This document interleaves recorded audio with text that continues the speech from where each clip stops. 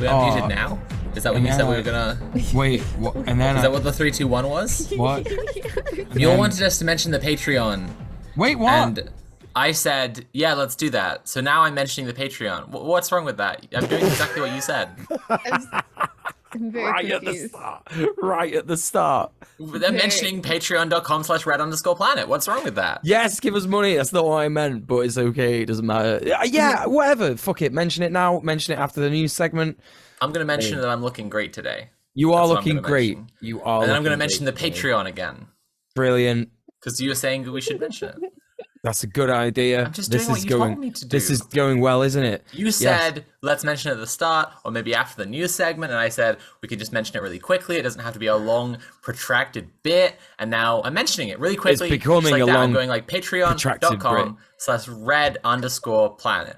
Right? It's not a mule day. Someone in the chat's already saying it's mule day because I've not done it. I've not done anything. I've not made any mistakes. It's Please Sophie. stop saying it's mule day. First of all, yeah, mule day doesn't mean that you're making mistakes. It means right. that you're being a little peanut. You're just being our little peanut. Which is also every day. I don't want to water always down. draw attention to it. I don't want to water down the meaning of Mule Day. I'm just saying, like, the more we say it, the less meaning it'll have. You're like a Christian vicar coming on like Fox News to talk about like Christmas and commercialism. You're like, we're losing the meaning of Mule Day. That's right. You can't even say Merry Mule Day anymore. You have to say Merry Mule. Piss into the eyes of the infant Christ. Piss into the eyes of the infant Christ. Hail Satan. Yeah. It says that. It says, piss into the eyes of the infant Christ. A blasphemous symbol will be illuminated at 7. By Betty from Crossroads. Put the mule back into Mule Day. That's what We're just doing a Stuart Lee bit now. Yeah. What if, like I said, it's Mule Day, motherfuckers? Okay. Cool. It is. What if we started the episode? I don't know. That might happen. Like professionals? Yeah. It's episode 39 of Red Planet. Look what's happening. Here we are. Welcome, everybody. We've got a great guest today. Is it guest or guests? I have a question for you, Mule. Yes. Before any of that. You don't ask me the questions here. I'm going to ask you the goddamn questions. What was the most base thing you did this week? The most base thing I did this week was today when I went to volunteer to steward, which basically means look out for fascists and wear a high-vis vest for the Iranian women's movement. They had a demonstration in Manchester today. Unfortunately, because of the large the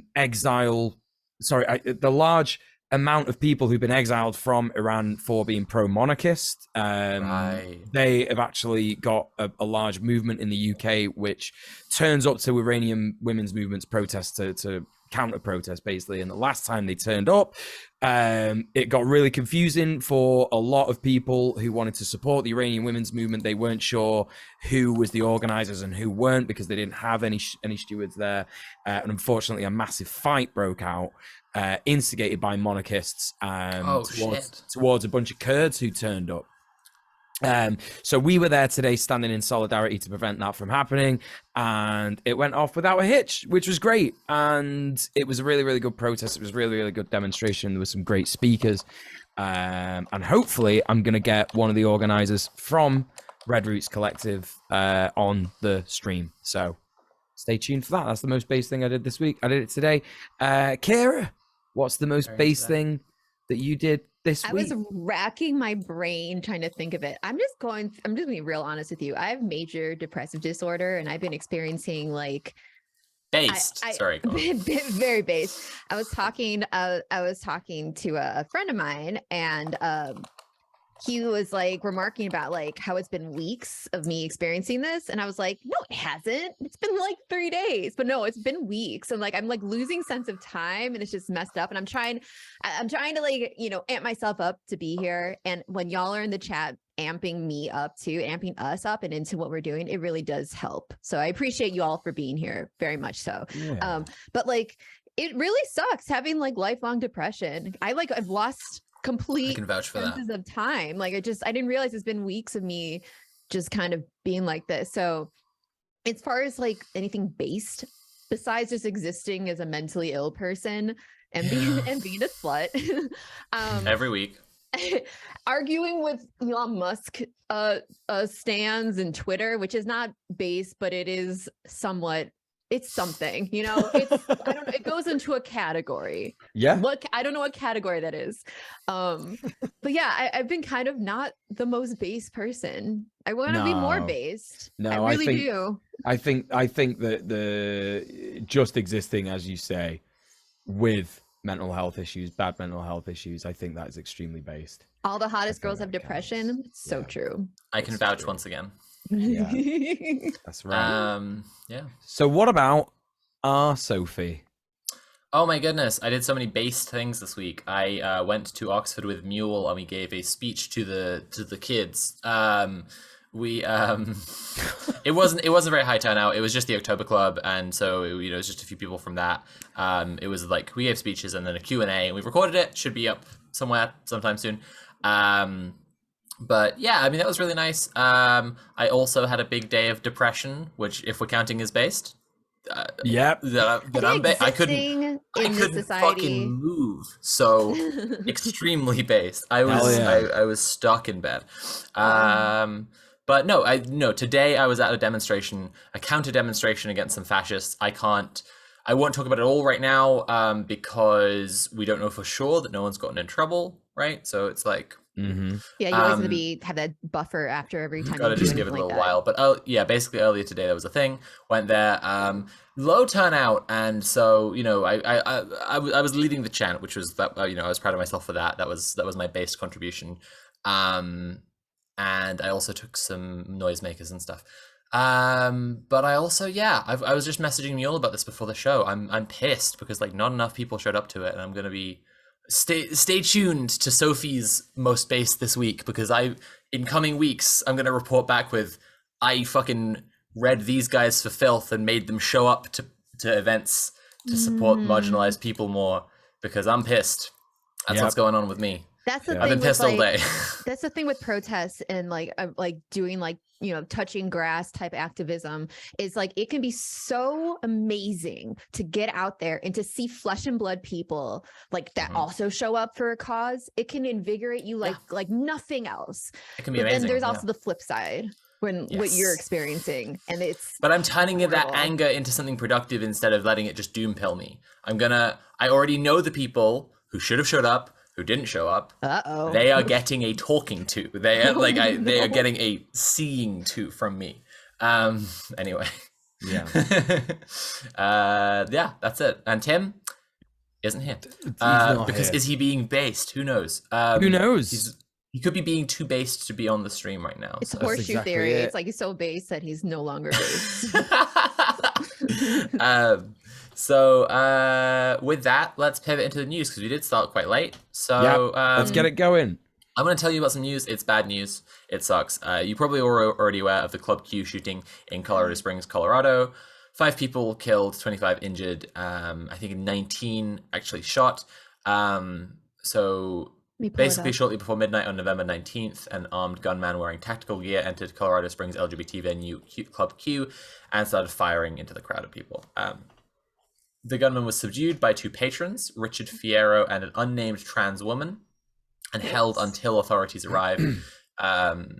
Latest, this is the latest in a big wave of violence against LGBTQ plus people, which is being tied to groomer rhetoric from right-wing figures and the organizations by extremism researchers.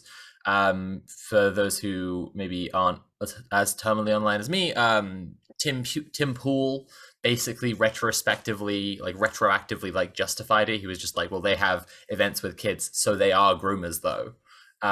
Which is, I think, a real step up in right-wing rhetoric to look at this kind of mass shooting and just actually just say it was fine, basically. That's really fucked. A lot of people are commenting on that, about how it's not even like a gesture toward thoughts and prayers. It's just straight up saying, well, that's what happens. Yeah. I think I want to say, as a trans woman, it's very important to me to add this, that like the trying to target drag queens is an attempt to push a divisive thing that the right wing is always trying to push regarding trans people, which is to consistently sexualize us. Like we must be being hypersexual all the time, and furthermore, that must be a bad thing because like it's actually good to have sex if you want to. Yes, but trying to tie transness to drag and drag to sex work is a very like consistent right-wing strategy. And I think it's worth me mentioning, for example, what Alex Vital says in The End of Policing, that like trans women, when they're picked up in New York, if they have condoms on them, they will be charged for solicitation, because it's just assumed that a trans woman who is practicing safe sex must be doing it because she's a sex worker. It is very it's a consistently just very dangerous thing for trans women, that we're treated as like constantly sexual all the time. It's the basis on which cis people find us like a threat and violent in their spaces, is that they're like, you must be here to fuck something, because your existence is some kind of fetish. Anyway, sorry, back on the story. The gunman had been arrested in June 2021 for an alleged bomb threat leading to a standoff with police, but the charges were later dropped. Twitter banned Elm Fork John Brown Gun Club, a group which acts as a volunteer armed protection at LGBTQ plus events in Texas, after they encouraged LGBTQ people to arm themselves in response to the shooting, saying "Every queer a rifle them," which is a cute slogan. But yeah, Twitter is going so well. so well. Yeah, and last note on this. Focus on the Family HQ has been vandalized, defacing the sign at the front of the property with the words "Blood is on your hands" and 5 lives taken. I mean, there's not. This is to do with the entire right-wing project. There are so many right-wing ghouls who are just mobilizing to talk and basically like gloat in response to this going on right now, and it's disgusting. And it happened on Trans Day of Remembrance, so it's the whole thing is really upsetting. Yeah, I'm 100%. Done talking about this because it's really grim. Yeah, it's extremely fucked. Plus the video of the guy's dad is really hard to watch as a queer person, because it's like, the guy hears that his kid killed multiple people, and his first thought isn't like, I couldn't watch that. I just like, yeah, it fucked me up. Honestly. Like, I'm actually gonna personally, I would say I don't want to know about his family or their reactions to anything. That's fine then. I am going to instead tell Kira about FTX. Do you know anything about FTX, Kira? I've heard things, but what do you know? Are you aware FTX? There was a massive crypto crash in the last week or last couple of weeks? I am, and you know what? It doesn't surprise me. Well, it's a lot of people being like, finally Dan Olson's video caught up with them, but that isn't actually what's going on here. So FTX, considered among one of the most stable crypto exchanges. If those people aren't familiar, an exchange is how money gets into crypto. So like fiat currency is printed in a mint, which is what they call the place where they print the money. But if you want crypto, you have to turn fiat currency into crypto. So you need an exchange, right, to exchange it. And so they're basically the banks of the crypto world. And FTX, which was considered among one of the most stable crypto exchanges, craters after discovery it improperly used customer funds, which is an interesting way of describing the founder stole it all. FTX had an affiliation with trading firm Alameda Research, which had itself taken on considerable debt to engage in risky trades. To keep Alameda solvent, FTX gave customer funds to Alameda. When this information became public, customers engaged in a bank run, trying to get all their money out as fast as possible, seeking to pull all of their money out of FTX and putting it into bankruptcy. Like all of the crypto customers were like, well, like I don't want my stuff going through FTX, so I've got to get it out as fast as possible. And it's just like, and then it's like there's this like inverse relationship with like all of the cryptocurrencies, which it can never be said enough aren't really currencies, they're just gambling tokens, rely on the stability of the exchanges, right? It's like if the casino coin you're playing with, right, the casino goes bust, it's suddenly worthless, even if it's allegedly the same kind of chip or whatever, right? Is the kind of analogy I could use. I just wonder, like, in terms of like how much what's this guy's name? Sam, his name is Sam Bankman-Fried. Yeah, SBF. Yeah, Sam Bankman-Fried. I just wonder, like, how much did he lose? Everything, right? So it's like billions. It's like so a billion, much. billions. Let's have a look through the notes here. Investigation into the company undergoing by appointed boss John Ray III. Investigation of the company is ongoing. I'm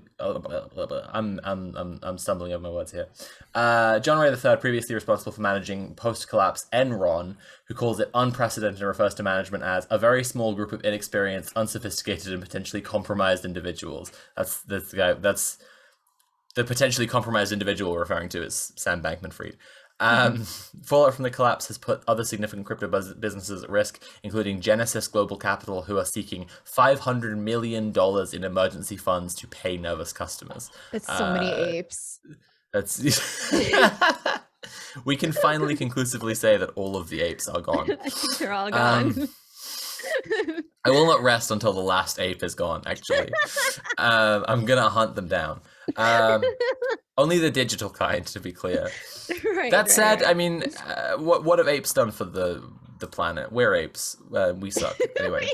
A class action lawsuit has been filed against Bankman-Fried, SBF, my boy, and a long list of notable personalities, including Tom Brady, Shaquille O'Neal, Larry David, and Kevin O'Leary. You know about this? There was an ad with Larry David in it for FTX. He was doing so well. Shaq and Larry David did an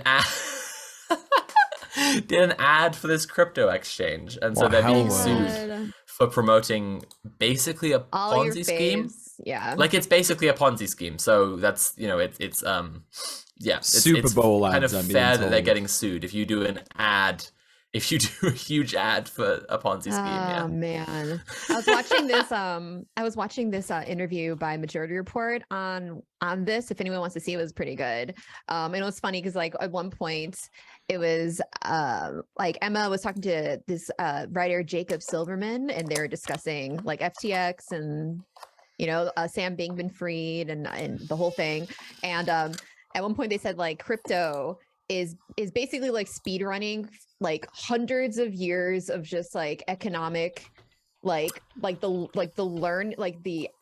do you put it, like this all has the been progress all the progress, quote unquote progress that is like, you know, the lessons we've learned, even though the system sucks, the lessons we learned from like the Great Depression, like how did that happen, like what was the lesson we learned from that?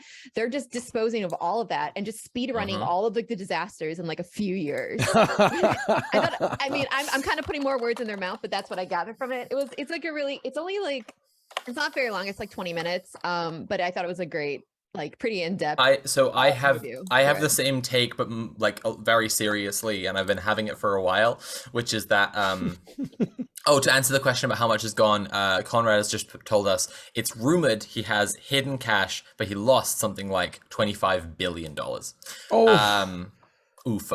Holy shit. But yeah, no, I've been saying this for a while, is that crypto is actually speedrunning capitalism, because when we talk about Marx having talked about the collapse of capitalism, the economic science of what he was saying was that capitalism has transferred entirely into fictitious capital, right? And once it's done that, it's essentially, it's an untethered balloon, and it can only crash sooner or later. And that is the case, right? We've completely gone off from the gold standard. There is no thing you could get and show to someone and be like, the value of this is certain, and then everything else is trading based on that. Like it's an orange or something, right? You can't do that. And because you can't do that, all of capitalism is now just like one big speculative market. It's one big confidence game. And crypto always was.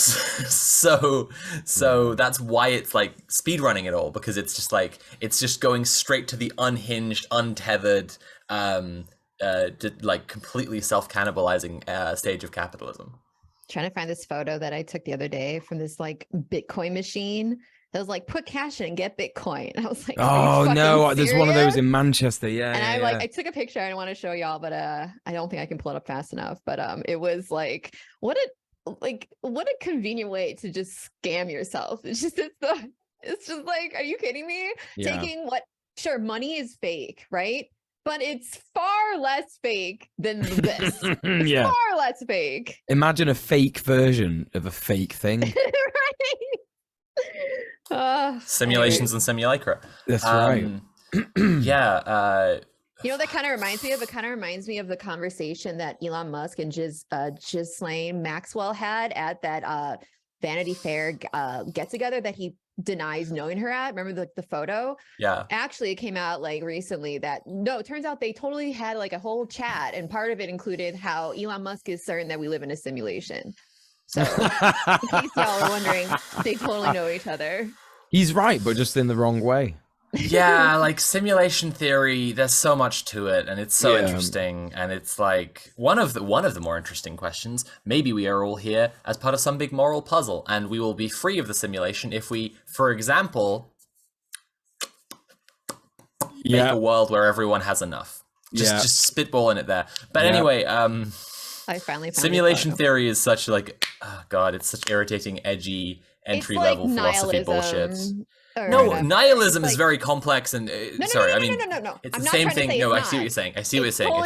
I'm saying these concepts have depth. It's stolen as a brand by edgelords. And they have a conversation. There's a conversation to be had, and there's some really interesting, like, ooh, what if? And then you start to realize, like, falsifiability and what that means and all this stuff. And then there's people like Elon Musk who are like, I'm a nihilist. He doesn't say this, but I'm a nihilist. So I don't even care if I have slaves. It doesn't matter. It's just like, he's just using an excuse. Morally, he's probably an effective altruist, which is the whole nonsense ideology to justify why being a billionaire is actually saving the world. The picture you've posted of the Bitcoin machine is amazing, and it reminded me of something that I did forget to say when I was talking about traveling to Armenia, which I think is super interesting. So I'm just going to try and fit it in here with the crypto section.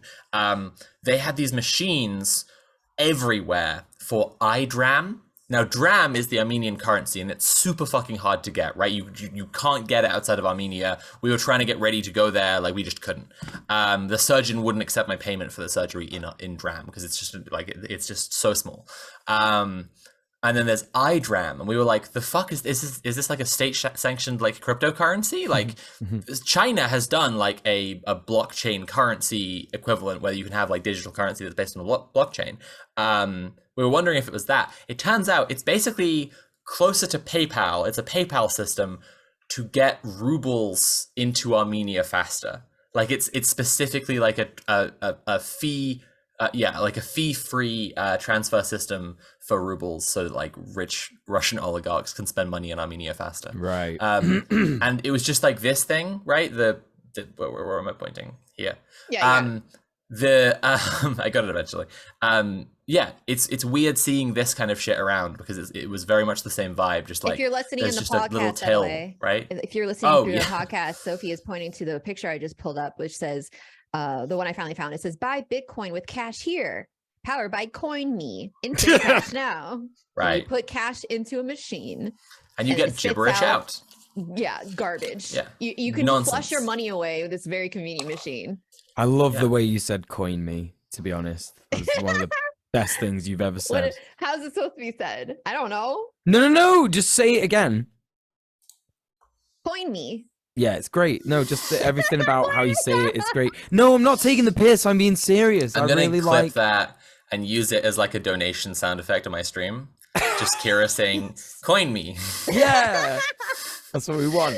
It's not an accent thing. I'm not having a laugh. Genuinely, just love how you say it. It sounds great. Aww. Aesthetically pleasing to the ears. Aww. Yes. Yeah. Oh, thanks. You are welcome. Is Go on.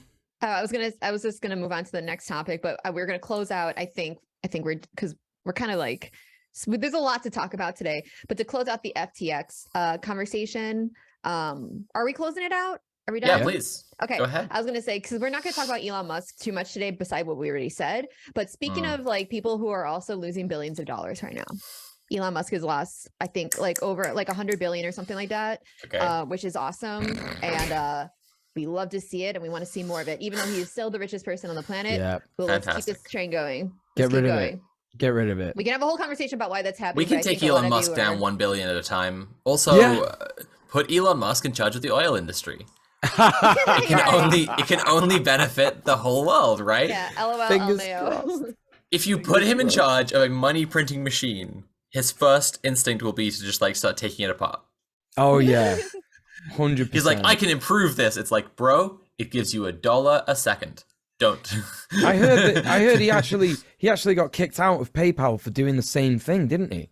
Like, I feel like that's the story I've heard. I don't know about the legitimacy of it, but I have heard. It's because he has this crazy, like, I don't even want to say ego. Now we are talking about Elon Musk. I don't even want to say ego. With him lately. Like, but he has like, he's trying to live up to this impossible like shadow that he lives under because his parents named him Elon, which is the word for the king of Mars in a sci-fi novel. So his whole life, he's just been like trying to do this impossible nonsense, and it's just like he has to think that he would improve Twitter if he got it. So he has to mess with it. So he has to ruin it. Or a little thing. Clearly what it is. So, moving on, we are going back to Iran. And we thought that this was appropriate for me to read this since I was at the Iranian protest today. It was pretty enlightening being there and learning about sort of secondhand. Would it be secondhand if it's like people who know people in Iran, or would that be firsthand reports? Chat discuss. Hearing first-hand, second-hand reports of what's actually going on there. However, the story that we're focusing on today. Were they telling you things that happened to them, or are they telling you things that happened to people they know? People they know, yeah. Then secondhand. I think we should be talking about this. We should discourse on this more. No, it's over now. Technically maths, which is Mule's favorite subject. I love turning my favorite thing, words, into my worst liked thing, maths. So this specific news story is Ayatollah Khamenei's niece calls for foreign governments to sever ties with Iran. Now, imagine, chat, if you will, that you are big king, call yourself supreme leader of a country, and you're trying to oppress women, and you're like, no, stop, everyone shut up. And then your niece comes out and literally says, sorry, my uncle is an absolute prick. So I'm loving the fact that this happened. It's absolutely incredible. She went on video, and she was arrested immediately, unfortunately, because of course she was. But she basically went on video and said some really base stuff, basically implying that the the governments who support Iran, the governments who support the Ayatollah, are basically at war with the Iranian people. And that is true, because again, if you're going to support a regime that is killing its people and oppressing its people, then you are complicit in that. And I just want to repeat some of her words here that she said in the video, because I think it's pretty inspiring. Oh, free people, she says, be with us and tell your governments to stop supporting this murderous and child-killing regime. This regime is not loyal to any of its religious principles and does not know any laws or rules except force and maintaining its power in any possible way. Now, in this critical moment in history, all of humanity is observing that Iranian people with empty hands, with exemplary courage and bravery, are fighting with the evil forces. At this point in time, the people of Iran are carrying the burden of this heavy responsibility alone by paying with their lives.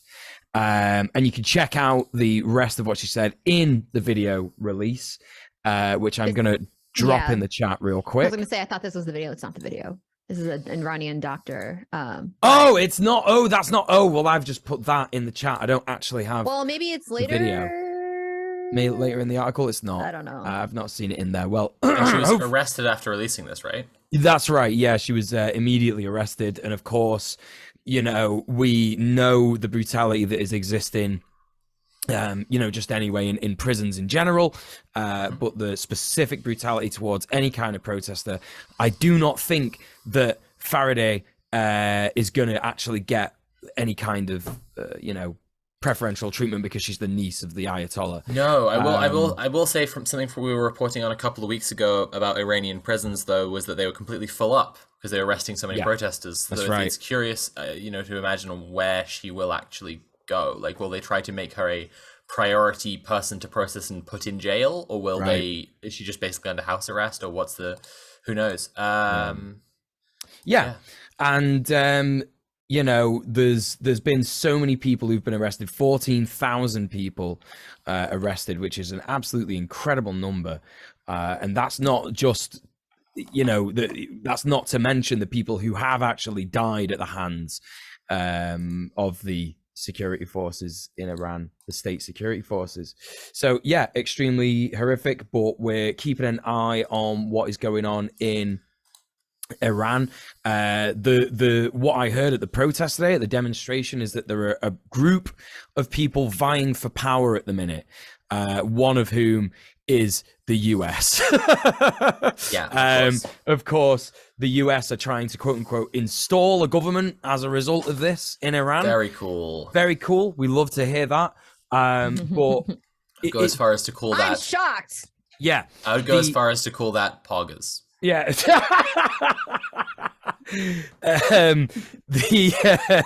You shouldn't use that word. Right. So I'm totally distracted now. I had something really cool and base to say about the protest. The US is trying to install a government. US is trying to install a government, but the women's movement in Iran, the Red Roots Collective themselves, extremely left-wing. There was a coalition of left-wing support there, ranging from people from Just Stop Oil to the Greater Manchester Tenants Union to, the Trade Union Congress. A lot of different trade unions were there representing as well. And they are fully down to basically establish dual power in Iran. There was a chant that she said in Arabic or Kurdish, I can't remember, but the word was Shiraz, and she said that Shiraz is the the Arabic or Kurdish word for Soviet Council, basically, and the chant was all power to the Shiraz. And yeah, literally, yeah. So that was what she was going with, one of the lead organizers there. So very based, and we know that they are aligned ideologically with the major protest movement in Iran. So hopefully, fingers crossed, we're going to see something good come of it, and not another US installed totalitarian regime. It's like the masses of the earth are just screaming out for socialism. So strange. If only anyone had ever written about this. Let's read the final piece of news. So, people who are long-term planetoids. I can't keep saying that. We're gonna change it. I'm sorry. Redheads. I'm filing a complaint with Conrad, and we're gonna have an internal investigation. Long-term fans of the show will remember we did an event raising money for the Good Law Project, Gender Intelligence, and the Campaign for Southern Equality a few months ago. A whole Sophie's face ago. And we raised a bunch of money to help them out. And the Good Law Project especially were very based and came on the stream and chatted with us. Becca, their communications officer, and Joe Moam, I think one of the founders. He's kind of their highest profile lawyer. And yeah, we heard about all of the different cases that are currently going on in the UK. The UK doesn't have class action lawsuits. So to get to the news that we're actually talking about, courts to hear case against NHS failure to provide mandated care for trans people. So we don't actually have class action lawsuits. So what you'd expect, right, if someone was going to sue the NHS would be that it would just be like all the thousands of trans people who have not received healthcare. But actually, it's just a few. But if the case goes well, it can be a really big deal for changing what happens with the NHS's treatment of trans people. This trial is scheduled for the end of the month, 29th, 30th, which will be Mule Day. That's when I'll be seeing Mule. Yes. The NHS is required by law to see... Mule! It's a day I'm seeing Mule on. It's literally Mule Day. She will be enjoying Mule Day at that time. I will be. Last time I'm no longer. I'm not going to be a mule ally after this. I tried. I stood up for you. Look what happened. And he just spat it back at you. Exactly. That's right. 29th and 30th of November is when the trial is scheduled for, and my girlfriends and I will be enjoying Mule Day. NHS is required by law to see 92% of specialist referrals for gender identity care within 18 weeks. And this is like, that quota of like 92% is a way that they can let so much shit slip, right? Like, if we just assume everyone is the 8% that we're not dealing with. But the truth is that no one is getting seen within 18 weeks. The actual wait time for patients averages 3 years.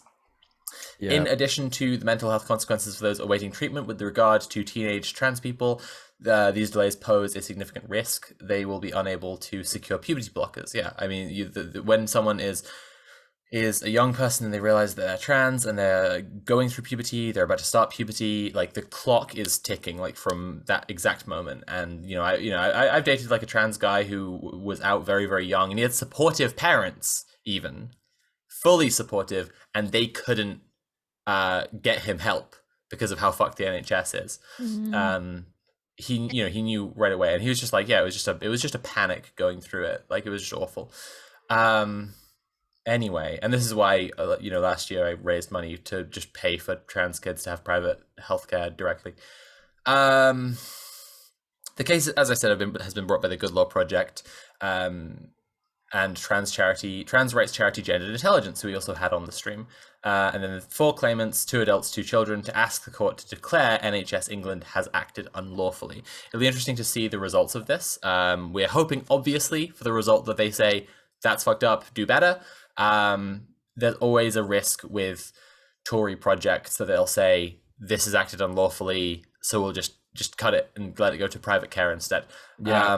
I don't think that will happen. I'm not trying to make people focus in on the worst case, especially with the Good Law Project arguing the case, because they are fantastic, just fantastic lawyers. And I think that, yeah, we can support them, and furthermore, we should support them. Donations are being accepted at Crowd Justice. So let me just drop that link in chat, and then everyone can donate to support trans people in the UK and make that happen.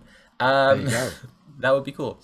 Yeah, and just a small related personal news. This week I registered with Trans Plus, which is a pilot scheme in the UK that is basically helping people is trying to deal with this waitlist problem. And if you meet certain criteria, like basically if you're within a certain set of London trans people, you can get on Trans Plus. If you are in London and you are trans, check it out, because you might be able to. I'm waiting to hear back from them, but it's based on priority, based on how long you've been waiting and stuff, and I've been waiting for 2 years. So fingers crossed it's going to be really soon, and then I'll be to the end of the waiting list already, and then I get free medicine, which is an insane concept. I love socialism. Everywhere should be socialist. I'm really breaking new ground here on Red Planet. No one said this before. It's very cool when we get stuff for free. Yeah. It is. There you go. There you go. Awesome. So it is now time, I believe, to bring in our guest. Cool. And let me have a real quick. We've got an intro. That's right. We've got an intro. I wrote an intro. Did you write it? You want me to read it? Great. I wrote it, but I'm not going to read it. You wrote it with me in mind, I can tell by looking at what you've written, which I'm going to start reading right now. Do you hate fascists? Good. Me too. Do you love trans women? Great. So do I. Do you enjoy alpacas? I know you do. You lovely little pumpkin. Today, we have an interview with some gals in Colorado, which will combine all 3. We are talking to Kat, Penny, and Jen, because I believe Jay has dropped out from the Tenacious Unicorn Ranch. So, incredible. I'm very excited to get these guests on. Do we have our guests? All right, I'm going to try to do this real fast so no one notices how I am breaking things. Oh, that was the end of the news section. Check this out real quick. It's going to be so quick. I'm going to nail it. Patreon.com/redplanet. No, shit. Patreon.com/red_planet. I nailed it. First time. Right at the end of the news segment. We're popping no off, chat. Errors. It popped right off. Did you see that? Chat saw it. That's right. They're going. Did so well. They're going wild. That one clapping emoji. One clapping emoji. Brilliant. That's great. Everyone loved it. Yeah, it would be. I could do a more lengthy jump out one. of your chair and punch the air, and chat just like. If ideal. Well, it's too late now, isn't it, chat? Like, next week I can do a more lengthy one. They swoop in, and I'm like, it's too late. It's too late now. You It's too late. The moments happen. There's no point in trying to put the emotes now. I know they can be hard to type, but if you just press tab on your keyboard, that's a shortcut. I don't know if anybody knew that. You can even just write wow. Just type. Next week I can do an even more lengthy one where I act like we're fucking InfoWars, and if you want to help support us report the news that no one else will give you, then go to patreon.com/rad_planet. You can buy Mule Force Plus, which makes you into Mule. Don't call it that. It gives you the physical powers of Donald Mule. And you can also buy Alpha Female Vitality, which will give you the mental powers of me and Kira. Depression. And you can buy Tim pills. We don't tell you what they do. No, you gotta find out. We're all taking them, though. It's a random chance. Everyone's different. Oh, God. Oh. So more. I like how Chad comes up with all these excuses. I'm at work. We're in different time zones. Yeah, I know. Listen, none of that is acceptable. None of that is acceptable. You need to be here. I don't want you being at work and watching this. Like, if the stream's happening and you're at work, you call in sick. That's what you do. If you're driving, pull over and you shouldn't be watching the stream. If you're in the middle of a shift and the stream begins, quit your job. Yeah, just quit your job. But donate to us at patreon.com/Reddit_planet. Yeah, that's Nailed right. it. Thank you, Kira. Yeah, can't believe that. That's right. Calling yourself a leftist and going to work. SMH my head. Yeah.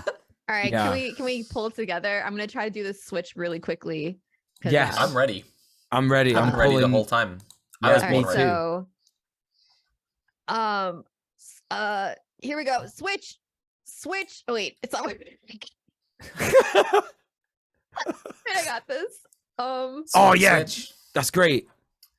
And then bring them in. Oh, see, now we're relying. Switch. Now we're relying on our. Oh god. Yes, we're here. Let's go. It's happened. Hold on. And we did it. You're so powerful. I made a mistake. Just give me a second. No, it's fine. Don't worry. It's still Tim. Hear that? Yeah. Oh no. Hello, can you hear us? Conrad. Oh wait. Now Tim. Nope. Now Tim is the gals. Okay. We can't hear anyone. We see you. Oh no. But turn on your camera. No, you can't hear us. You've never done a Zoom. There it is. There, I started the video. See? Hey. We can't hear you. You have to figure that out. Let me see. That might be on mine. Let's go in chat. Volume super low. No, we were just listening to it. Try the audio settings. I'm so sorry. And change to the I bet default. that chat message is for us. Try the audio setting. This is so cool. I love that. Like, I love that we have all of you. This is so one second. Yeah, I love having more than one guest on a camera. That's always super cool. No, that's here. The wrong one. Up arrow next to the mic icon in the lower left corner. Select speaker device. Hello? Okay, can you hear us? Yeah, we can hear you. Can you hear us? Okay, we can hear you now. Yeah, hooray! Yay! Welcome. We got a good volume too. What a classic Red Planet transition. Right. I've never done a Zoom before. Honestly, I have very little experience with Zoom. You're doing great. I'm struggling, so let's struggle together. You're doing great. You're doing wonderful. Welcome. Why don't you having us? Does everyone remember during the pandemic when that politician got like breastfed on a Zoom call? Does everyone remember that? What? I just wanted to say you're definitely doing better than that guy. That's all. That's really all. Yep. True. He was on some kind of city council meeting and his wife came in and breastfed him. Yeah, right. So yes, no. You're doing well, is what I'm saying. You resisted the urge. Why don't you folks introduce yourselves? Oh, I'm Kat, she, her. I'm Jennifer, also she, her. And I'm Penny, she, her. Hey, gals. What's up? Hi. And what do you do at the Tenacious Unicorn Ranch? You're probably better at the. Well, we do a lot of stuff. Yeah, it's all over the place. But most of it revolves around alpaca care and then moving shit to where it was shot to other places. Awesome. 90% of the work. It took me like 3 seconds to realize what you just said. I was like, wait, what? You can almost confuse them for ferrets. Yeah, most of animal care is just poop. I mean, Yeah. like it's Yeah. real. That's what I've heard. It's mostly it's just mostly shit. Yeah. But yeah, we just try to keep this place running. Yeah, so Like, that's there's basically it. there's the animal element, and then we're also we're a queer haven, and and we train a lot of people how to use firearms and various safety things around that, like first aid and stop the bleed and things like that, which has unfortunately become a big part of what we do now. We're like invited to come shoot guns if I come to Colorado. Yes. Yes, Oh my you gosh, should. please. Okay, cool. We have an array of guns, and we can let you shoot them. And you can just we have a little shooting range on the property. Yeah, we have a Fantastic. range on property. But when you're saying about first aid has unfortunately become a big part of it, do you want to expand on that a bit? Yeah, we try to do a course at least monthly, if not more. It has been more recently. We bring in various professionals and show people how to properly use and store a tourniquet, what a chest seal is for, all kinds of like trauma related injury care for mass shootings and generally life in America nowadays. Do you want to, supposing people haven't heard of a chest seal, do you want to tell people what that is for? So if your lung is punctured by a bullet or anything foreign to your body, right? You can't take in air. Your lung deflates and you're unable to take in air, which is different than a standard wound. So in order to close that and get your lung functionality back, there's actually a seal in your IFAC that's a little bit of a different kind of a bandage that has a respirator on it that you can then seal that wound so you can reinflate your lung and hopefully live. Yeah, a lot of people don't realize that your chest cavity is less than 1 atmosphere of pressure to help you breathe without breathing. Damn.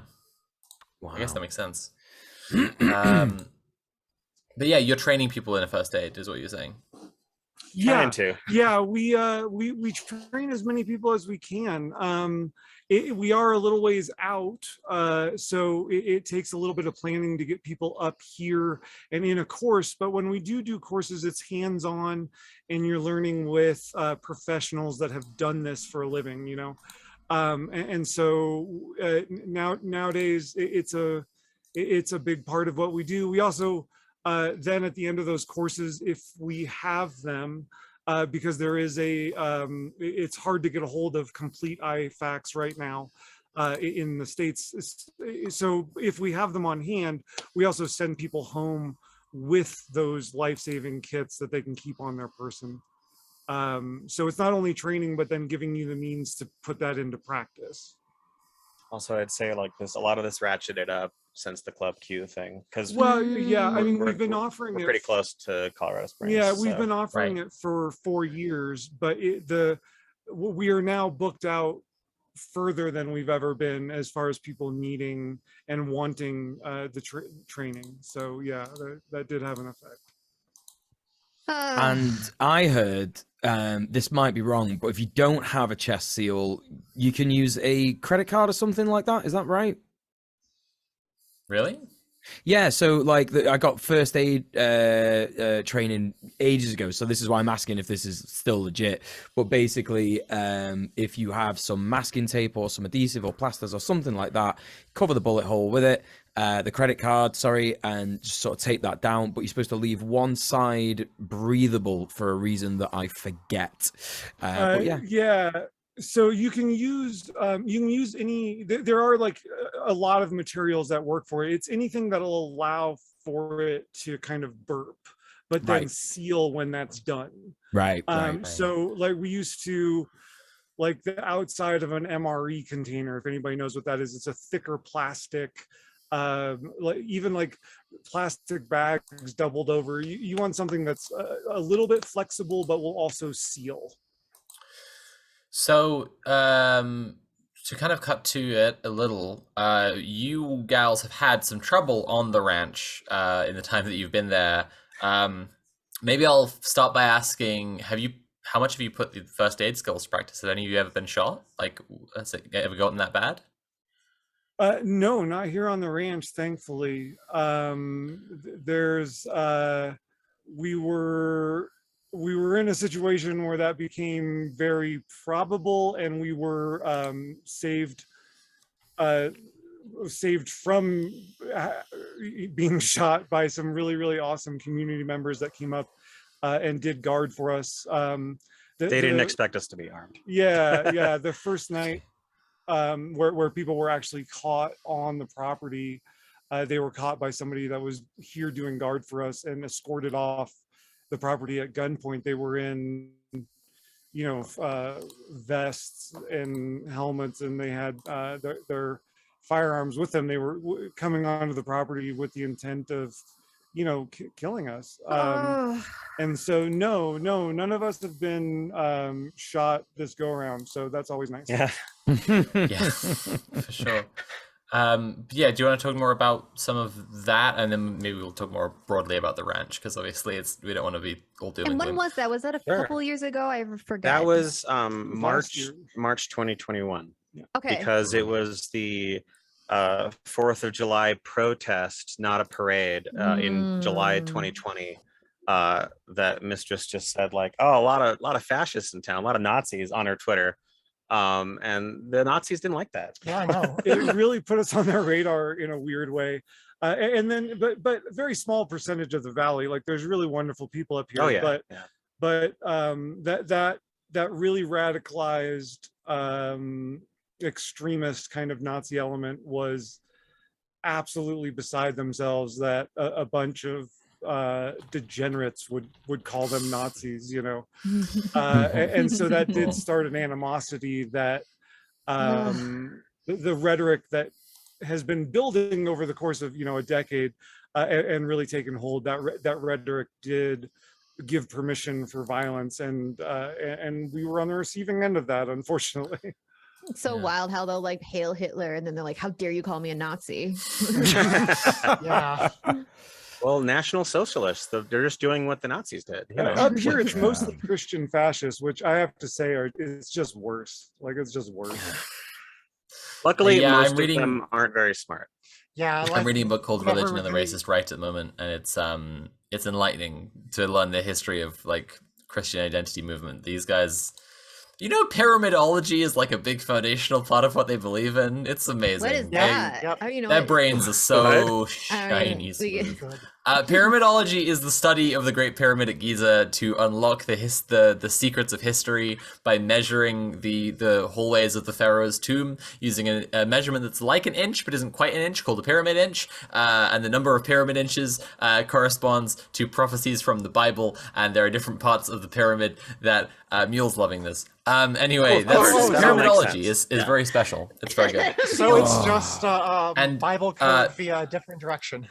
Yeah. It's the most powerful nation on earth is currently being subsumed by people who believe that the curse of the mummy is affecting biblical prophecy. Well, Brendan Fraser was very good. That's fine. What was that movie with Brendan Fraser? Are you saying like a documentary? Yeah, Mummy, literally. The Mummy. Yeah. I knew it. Cometh the time, a great hero will arise. Bisexual classic, The Mummy. Oh yeah. So that's a little off topic. I need to watch bisexual. Do you want Mummy is always on topic. Yeah, true. Do you want to tell us a bit about the ranch, the history of the ranch, like what you kind of stages of development of it, I guess. Yeah. I mean, it's definitely morphed. We started in 2018, just the three of us in October 2018, in direct response to what the rhetoric Trump was really putting out into the world, was the effect that rhetoric was having on the trans community that we were seeing. We stumbled into a ranch property for rent, and we just kind of jumped into it. I had always wanted to do homesteading just as part of my life, so it was a natural extension to open that up to queer folk in trouble, which just seems to be an absolute nightmare scenario unfolding in 2018, and it's only gotten worse. Yeah. And so we opened as an anarchist haven. We're a commune, like kinda. Yeah, I mean, we're more of an we're more of an anarchist project. Haven, something. I don't know. I don't. There isn't a lot of really great definitions. I don't know. Like we just we're doing our own thing. I think the end goal is to have a space or spaces where if trans people are in trouble, they can come and be protected from capitalism as much as possible. Obviously, there's going to be some limits on that, but and be a part of something. I think that the bigger drive is to be a part of a project that is community driven, and then there's an unending growth cycle. It's like whatever people want to do, like what you bring to the project, you can kind of take off with an experience. So I mean, I would argue in terms of shielding people from capitalism, like in, for example, The Mushroom at the End of the World by what is her name? Anna Lowenhauptsing, argues that like Matsutake pickers, for example, exist outside of capitalism, because capitalism is like a specific economic mode. And like, while the effects of capitalism might affect you at the ranch, like if people are being sheltered from alienation from their labor, from their human essence, from nature or whatever, then I'd say you're succeeding at like shielding them from capitalism, in my opinion anyway. For sure. We're trying to. At least much of it, like you're always going to have like the scraps that like necessarily have to show up. I don't think any of us could ever be fully isolated or like, sealed off from capitalism. Like I say, the knock-on effects of capitalism existing in the world are probably inescapable because of how big it is, but like... No, I agree with that. It's a hyper because of the inherent violence inside of capitalism, you can't just bounce out and be okay. But we definitely do a pretty good job of creating at least a barrier. It's hard work, and that that does throw people sometimes. It does take a lot of velocity to like escape the gravity of fucking capitalism.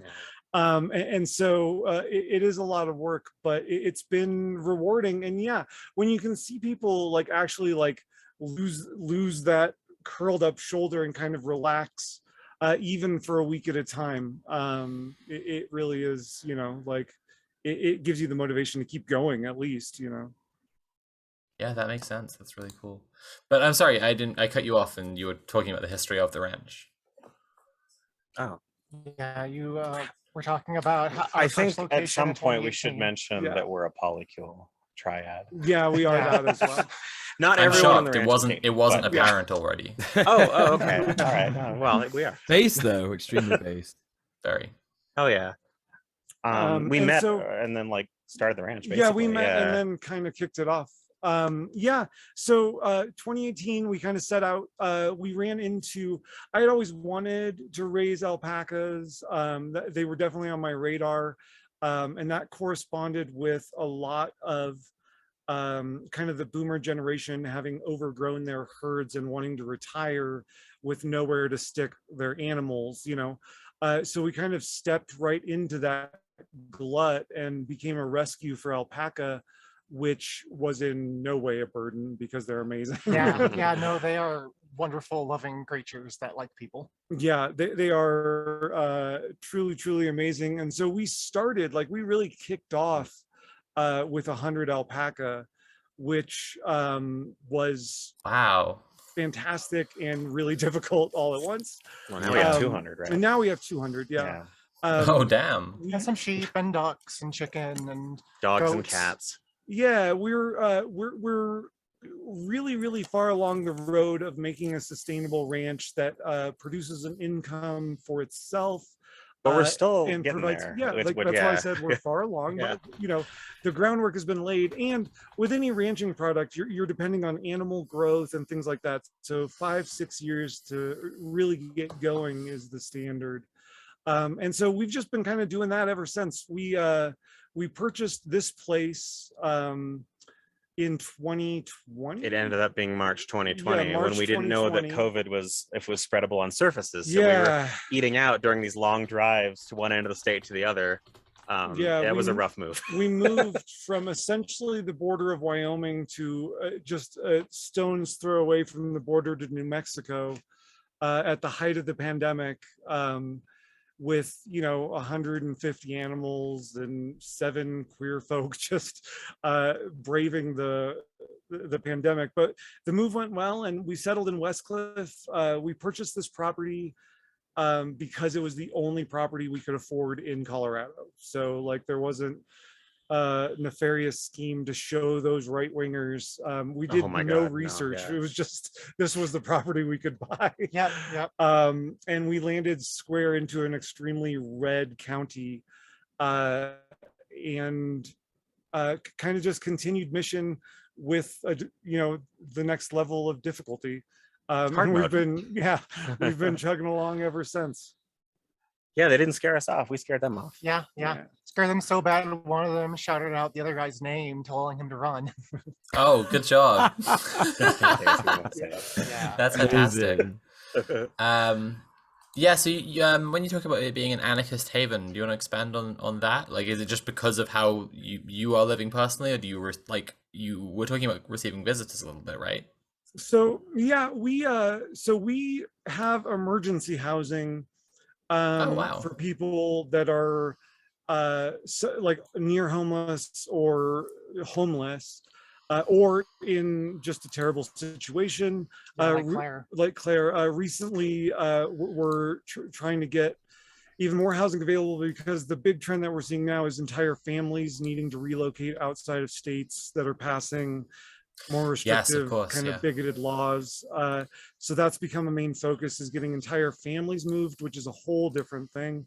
So trying to expand. That's one end of what we do. And then there's also like people who live here permanent. Well, then there's volunteers, people who come up for a week at a time, help us out, be a part of things, and then go back to their home. And then there's people that come up here to live permanently.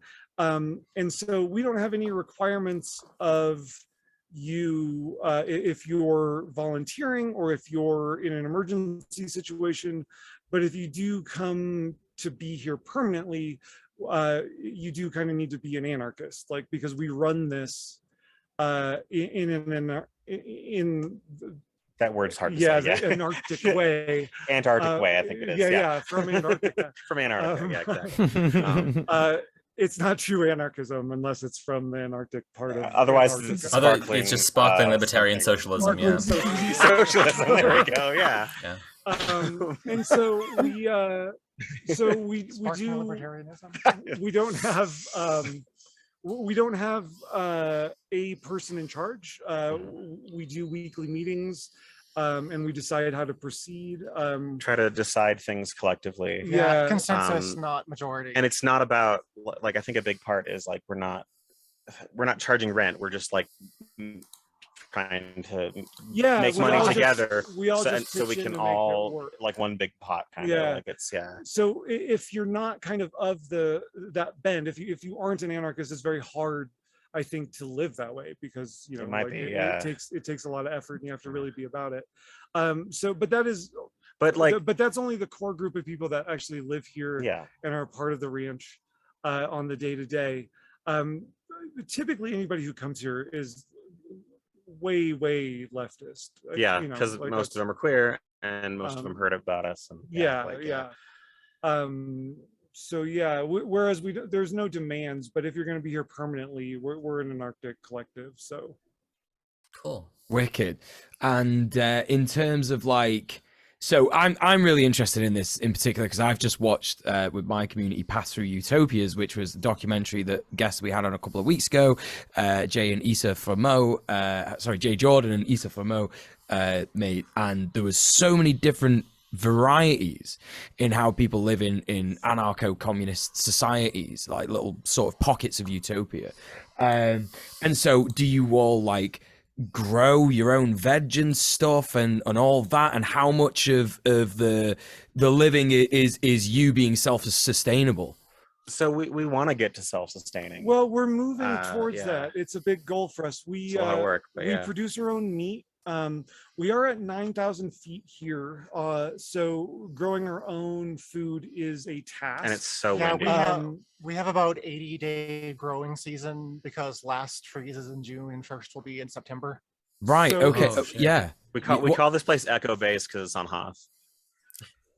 Wait, what? Sorry, I didn't catch that. So, this is Echo Base because we're on Hoth. Oh right, yeah, sure, yeah. I got you now. Star Wars, yeah. What crops can you grow in 80 days? Like potatoes, I guess.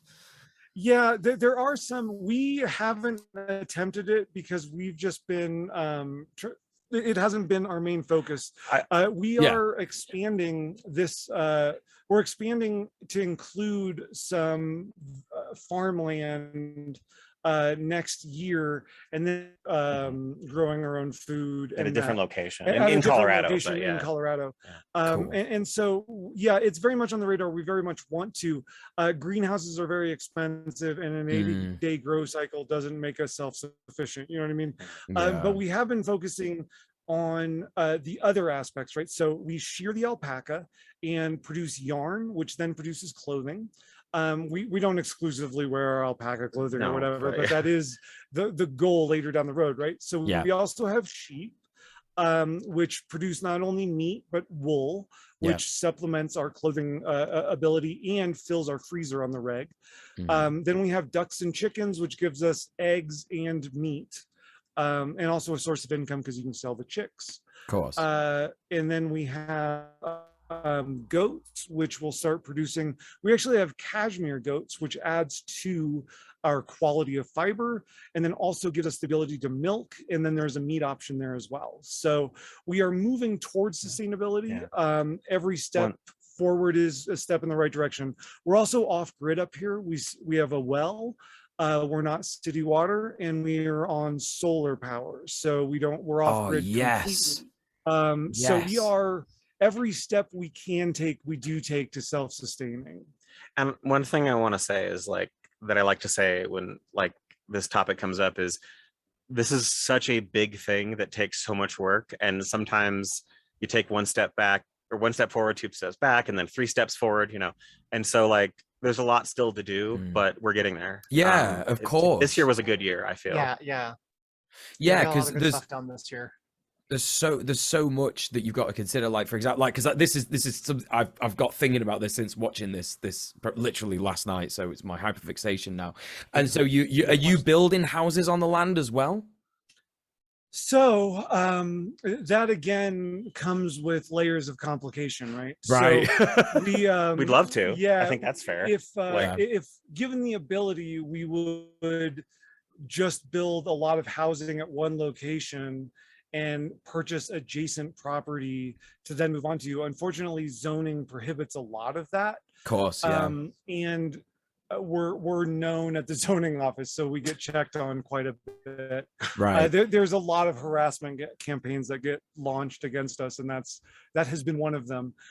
So we're actually expanding onto different properties with homes on them, and then expanding that housing, each property kind of adding to our self-sustainability in and of itself, right? Like the other property in the valley will allow us to expand into horses, more goats, and then additionally solve a couple of problems with the alpaca that we've been having.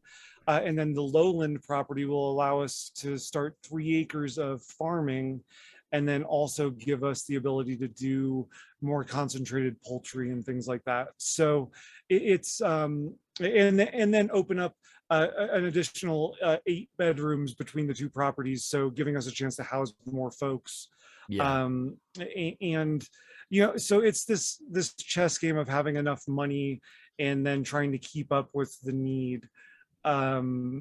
It's this perpetual what's going to make the most sense and then save us the most money in the long run. And growing our own food and housing additional people is really the focus for this expansion. Yeah, that's kind of why I asked. So talk to me about zoning harassment, if you want to. It was just the stalker site that shan't be named and has been destroyed at this point. So okay. Yeah, Kiwi Farms. Can we just name them? Sure, I don't know. whatever. It's fine. Kiwi Farms really was really on our fucking tits for a while. Oh my god. They and so they did Thank a you, call-in. Yeah, they did a call-in campaign to the zoning office with photos and like Facebook posts that were like, theoretically we're going to do some container ship housing and expand into like being able to house a kind of set just amount of people. We didn't have the money for it. For like, funding, what are people into? And they used that to like get us on city planning's or the county zoning commission's radar, which is staunchly run by some conservative elements in town. And so they now do pretty routine checks on the amount of people living here and things like that, because God forbid a commune move into God's country or whatever, Yeah. So it was a write-in campaign of concerned citizens or whatever about those damn trannies up in the woods, Sure. So it's point of information. We need to avoid saying slurs, even ones that are because it's Twitch. Oh yeah, it's Twitch. No, I would be saying it a lot more if it was not for the terms of service. It's my favorite word. Anyway, I know it's such a good word. All right. Anyway, with what you're saying about like expanding into horses and goats and the land plans, kind of sound. I kind of get a little bit better what you're talking about like needing to negotiate with capitalist logics, right? Like it'd be fair to say you operate quite like a workers' co-op. Like within what you're doing, everything is equitable, but you still need to exist within exactly.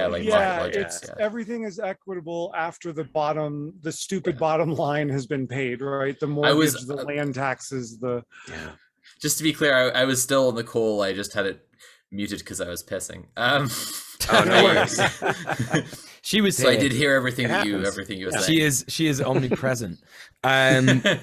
Yeah, and I mean, it all sounds like absolutely amazing, and there are going to be struggles. That was one thing that someone said in the documentary Path Through Utopias. Basically, if you want to do that lifestyle, don't just jump into it. Like, you have to be ready to work. You have to be ready to put a lot of work in, and that one thing I love to say is like, I would love for there to be a future where like we could invite people on that don't have to work, and like maybe one day we'll get there. But right now, as we're starting, we need help. Yeah, and people I think are going to be more willing to work for something like the Tenacious Unicorn Ranch, because when we're forced to work in capitalism, we're forced to do things that we don't want to do. But who could deny that what you're doing is extremely based and good? So hopefully that's something you're going to come across. I will say a lot of people think it's what they want, and it just doesn't work out for them. Yeah, because it's really radically detached from what a lot of people have done with their lives. So they just hear like, oh, queer haven and then animals, and that sounds like a lot of fun. And then you come out here and there's a lot of dishes that build up real fast. You got to do work for the Patreon every day. You got to feed the animals. You got to water the animals for almost 2/3 of the year. You have to break ice in the mornings for the animals. And sometimes people just have trouble with that self-motivation, and it sucks. Like that shouldn't matter. But like we've had some like roommates that didn't work out as well. But and we are very rotational because of that. We want to give people the space to try it out, and if it doesn't work, be able to like get back to a life that does work, or go be with a project that does work. It's why we try to, like, in the expansions that we do, it's why we try to include different venues, so it's not all just back-breaking ranch work that, you know, a very small portion of people can do. It's, yeah, you can tell people in earnest, hey, look, like, we just got done, so this year we just got done trying to catch up from some stuff. And so most of us have been working roughly 16-hour days for about 7 months now. Holy shit. And, you know, sometimes, and we just broke, we just took care of the problem, and we're now back to sane, reasonable hours, and we're all starting to catch up on rest. But it's fucked up, and sometimes you have to do that. Like, you can say that to somebody, but until it's week 2, and, you know, you're all angry and a little pissy and nobody slept well, you know, there's no prep for that. So you just got to do it, you know? And so we try to create room for that and not get too stuck up on if people can't make it work for their life. Understandable when people can't make it work, but bravo for the attempt, because it is extraordinarily difficult work. And so, yeah, it's one of those things where for the beginning stages, you really got to be committed to what you're doing, and then make your goal be to create something that won't be as hard for those that come after you. Yeah, I think that's so actually really pertinent and poignant there. Yeah, 100%. So when real when quick, what was that documentary about... called? Because I want to write it down. Oh, it's called Utopias. Paths Through Utopias. Yeah. So when you're talking about, you said kind of you always wanted to do homesteading when you started the project in the first place. So what I wanted to ask about was how much of a movement there is there, and how I guess like how much you're aware of other anarchist like havens, other places that do something similar to. I mean, because as well, like chat is all very much right now saying like, holy shit, this is amazing. There should be loads more of these or whatever. So yeah, I'm just curious if you know about more, basically. There's some. It's starting. Yeah. It is starting. I gotta tell you, in 2018, when we were kicking off, there wasn't anybody else on the radar doing what we were doing, which made it seem like nobody was doing it, right? But I think that for protection, people weren't being very vocal about it. We definitely stepped out and we're just like, nah, fuck that. We're going to be really loud about it, which has its merits and its drawbacks. It's a double-edged sword, So there are other projects starting to really, really step into their own. It is few and far between because of how much effort it is. And I got, like, the social is always the really hard. It's the interpersonal connections really, really wreck up projects like this. And so that's, you know, we've seen some really promising startups fall because of, you know, infighting and things like that. So it's a difficult path, but people are starting to really, really step onto it. So I have hope that as a movement, we can start really, really coast to coast. Yeah, much like anarchist much places. like I think y'all talked about this with Red Planet. Like, everyone should steal your idea. Yeah, and we're the same way about the ranch. We try to say that as you often don't as have to be a possible, tenacious unicorn. Just make a ranch, do anything, just Do anything, it. anywhere, and then we'll become friends and we'll have a network and it'll be great. Like, yeah, violently take over an apartment complex. I don't care. Do whatever you need to do. don't do that. There you go. That was a joke we were talking about in Roblox. That's jokes. Yeah, we the law is the arbiter for all morality because the law is right and good. But we're to be honest, we're going to see more people doing that anyway, just because of the way that capitalism and imperialism is forcing people to do these radical things. I mean, climate change is this looming thing that people aren't really ready to get or to understand what's about to happen. Ecofascism is the natural onset of what's happening now, and it's going to be truly awful. So if you have the ability to get somewhere organized that can produce food and clothe you outside of the capitalist system right now, it behooves you to really start looking into that. Like, because the climate is, it's falling apart, and it's falling apart more rapidly than a lot of models would suggest. And that is going to lead to even more violence. And from our perspective in the queer community, right? Like, I think that we all understand fully that we're the canary in the coal mine, as we have been in other genocides. So we need to really, really be the leading edge of that. Point of information, but this is kind of leading me to a point or a question. You know, I think that the biggest responses in state response to climate change and the persecution that we're all facing is much more like the neoliberal authoritarian response, and as opposed to, I mean, like, some people would say neoliberalism and fascism go so hand in hand, it's not worth making a distinction. But I think that when we say eco-fascism, we're talking about people like, what's that, like Varg Vikernes or whatever, like weird, like neo-pagan Nazi guys, right? And I think that you know, that it's not accurate or fair to say that that's kind of the big political wave that's coming in. What's coming in is like green imperialism, you know, colonialist powers using the climate to justify more colonialism, and then at home, you know, domestically, more and more authoritarianism. But that was my point of information. Here's the point I was trying to lead to. Eco-fascists, however, again, like Varg Vikernes types, like, would be, I think, seeking a similar kind of right to exit that you gals are. And so I guess one thing I'm curious about is, as well as, are you aware of like anarchist communes, are you aware of any like fash doing like shit where they're trying to claim land? Yeah, I mean, you see fash more. So the route that we're seeing fash take is militia centric, using public lands to train and form militias. At least what we see, because like I guess they could just be quiet about it, but and we're not. I mean, on the anti-fascist side, there's a lot of people watching, and so you do hear of these things creeping up. I think that fascism has a hard time existing like that because it is top down, it is authoritarianism, and everybody thinks that they're Luke Skywalker, you know, like they're the main character, and that, I think, leads to a lot of trouble when you actually have to depend on one another and live together. And so you don't see a lot of them flourishing. You do see some upstarts. I think that more so what we're seeing is fascism trying to take over local governments and moving money into the ways that will help them when things start to collapse.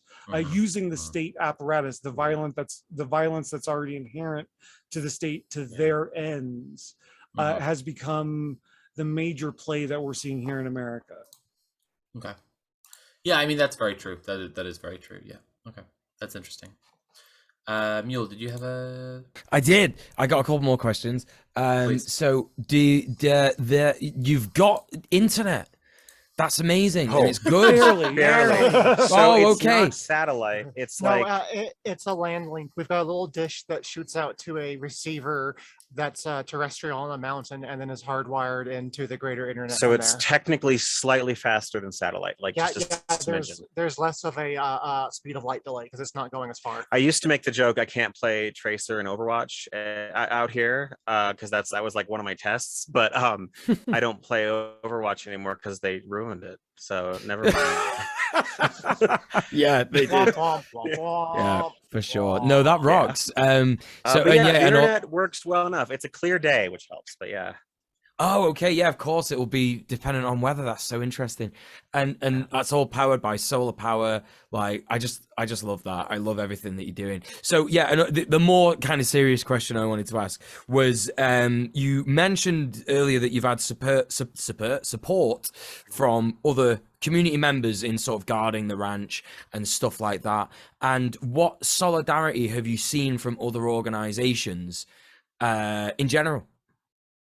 So, mostly individuals, I think, right? Or a network of people. I think that the anti-fascist community, and then like the general leftist community, has been absolutely incredible. It is without question, the most humbling moments of our life, when we, in desperation, kind of screamed into the void of Twitter, right? Like, we didn't know if we were going to get help. We were, me and Jay had been walking guard at night with our guns, and then sleeping. ranching during the day for about 2 weeks before we reached out. And when we reached out, I gotta tell you, the next day after we put a post up on Twitter, we had somebody trained and willing to take care of us, just through the Anti-Fascist Network, just through Twitter networking. And then from that moment forward, we had 4 people armed on the ground, risking their life to protect us for 30 days after that. And that was from all over the United States, from all over. People drove days to get here and help out. Yeah, and there was no... it wasn't queer centric. It wasn't. It was leftist only. centric. We had Boog offering to come up and do security, which we politely declined. Oh my god! Wow. It was the outpouring of support was the absolute most humbling moment of my life, and it was from every vector of the community. All we can do is give back as much as possible. And continue this mission because it means so much to so many. Like, it was absolutely phenomenal, and gave us kind of that inner light to keep going, because there really are, we learned a lot in 2020, and it is, we didn't lose those lessons, and that is amazing. On your sort of like, because you've mentioned how much of a struggle it is, and you've mentioned how much hard work it is, like what helps you to keep optimistic about it, and helps you to keep fighting? Because you mentioned there sort of like the solidarity that you've seen is one thing, but what else would you say? I have an answer. Her name is Sophie from Mars. No, but for reals, like the optimism you talk about, like believing the Matrix thing, you know what I'm talking about. Like I was on the edge of being like real worried that things aren't going to work out. But I think you make compelling arguments about, like, most people want something like this, generally speaking, and don't want fascism. So we just got a red planet pill them or something. I don't know.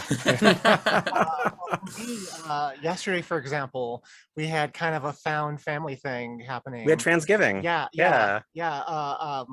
And someone who wasn't like really like interacting with us a bunch, but was, you know, trans and a couple hours away, just like wanted to like get out here for a day or two. So we went and picked them up and brought them over, and we're continually reminded how much the wider community and the local community really appreciates what we're doing. Yeah, really I deal with imposter syndrome a lot, but it's I think that, like, I've always been an optimist, especially when I started this. It was an extremely optimistic thing to do. I think that for me, I can look forward to a day when the tenets of land back have fully taken root, and Indigenous culture is back in charge. That's a big part of the project too. We haven't mentioned that yet, but yeah. And the ongoing genocide against Indigenous people all over the world has come to an end, and I think that the fight against fascism is the front line of that right now. And so, for me, I grew up with the Oglala Lakota from the Pine Ridge Reservation, members of that tribe here in Colorado, and kind of seeing that fire in them keeps me going.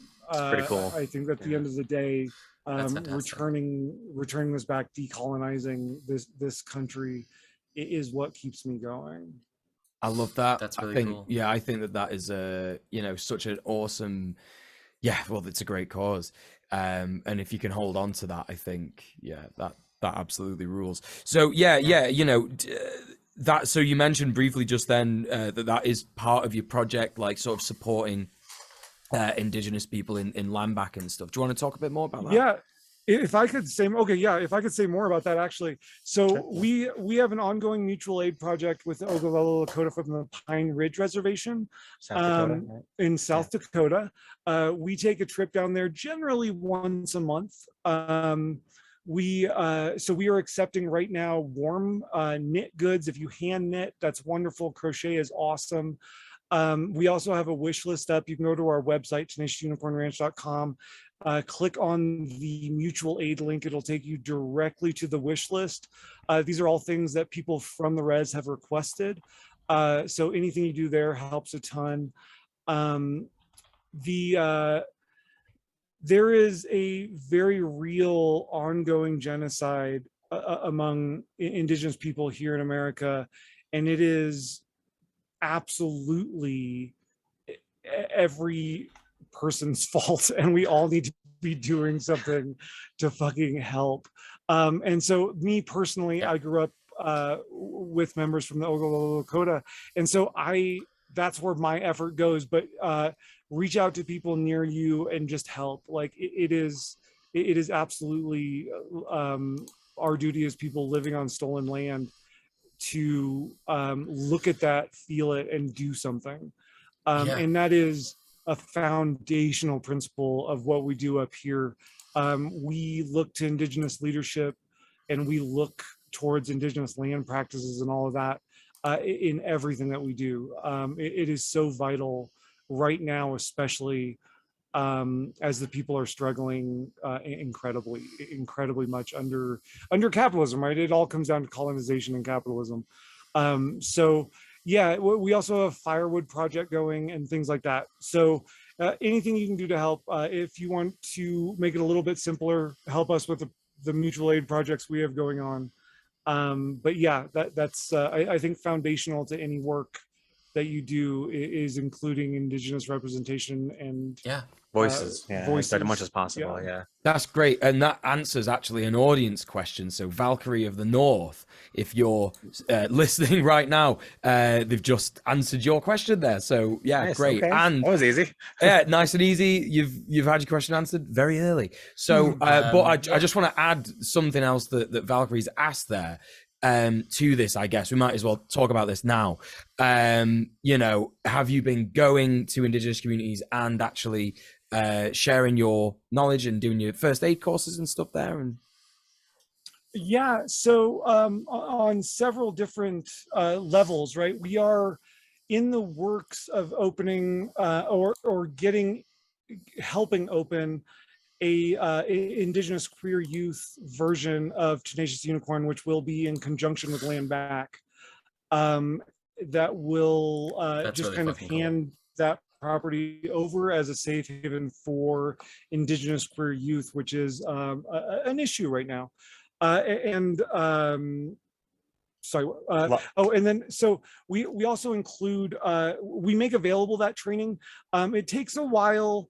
We're still making the connections. Yeah, it takes a while to make the connections and so build the trust that's necessary to go onto a reservation as some sort of authority, right? And so that's something that we want to avoid. So we're very much asking, what do you need from us? And right now the answer has been warm clothing in the winter, firewood in the winter, and things like that. We've made it known that we do offer firearms training and first aid and community building and all of that. We've also let them know that we have construction skills and that we know how to hook up solar and do wells, because running water is a perpetual problem on the res. So we have put it out there, and as they trust us more, we do more. But very much so, it's not our pace. Yeah, so, of course. I think that's the most sensible way to do it, to be honest. Yeah. This is interesting. We get like a question pretty frequently when we're when we just get like general questions from the audience. We've done a couple of times when we've been like, just ask us questions that you'd like us to chat about, and then see what people are curious about, or like topic suggestions. People are always bringing up how to do organizing in rural areas. And so I imagine you might have some thoughts on that. I mean, kind of as you've already elucidated, but I just wanted to say, like, specifically the stuff about Indigenous people and the reservations is a really, really interesting, like, touch point for it, right? What's the question? Well, like your thoughts on organizing in rural areas, but I was just thinking especially like when we were speaking to Jay and Issa on the Zad, they have got the land that they've got, and their next mission is like fighting the historic enclosures, right? And you're talking quite like, you know, you have the ranch, you have the project that's going on with the ranch, but your bigger thing, like you're battling against colonialism in some sense. Like that's why you're linking up with land back. Yeah, we're trying to. Yeah, we're definitely trying our best, right? Like it's a very big fight, and it kind of takes everybody, and we kind of take, you know, we take our cues from the Indigenous community and we fight in the ways that they they put forward. So what? Nothing. Oh, okay. I think that especially in rural areas, organizing so like is a lot. Well, so what we found when we moved out here is that there's actually a lot, like more queer people than we would have thought, more trans people than we would have thought.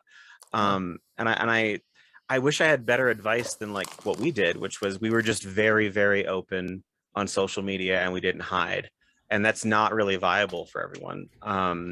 So that's why we're just trying to make as many connections with queer leftists or just leftists in general as possible.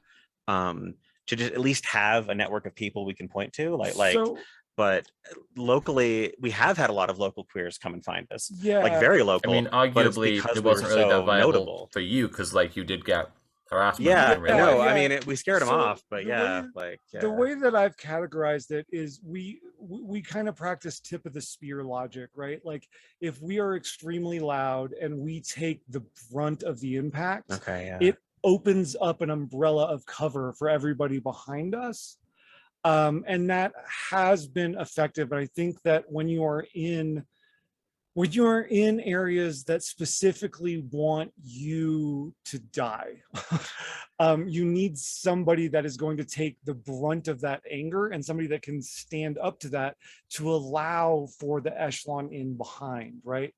And whether poorly or well, that is kind of our philosophy, is we're loud enough to allow others to be quiet. And that has worked so far. I don't know. It worked as in like we've had a lot of violence. I don't know. Well, but a lot of good stuff. Yeah, a lot of wonderful things as well. Okay. But no, I think that makes complete sense to me. I think I talk a lot about social media influencers needing to do something quite similar and like put themselves more on the front line to show people like at least the legal options available to them, very publicly and loudly, like you say. Hell yeah. Very much so, yeah. Mule, did you have another question? I've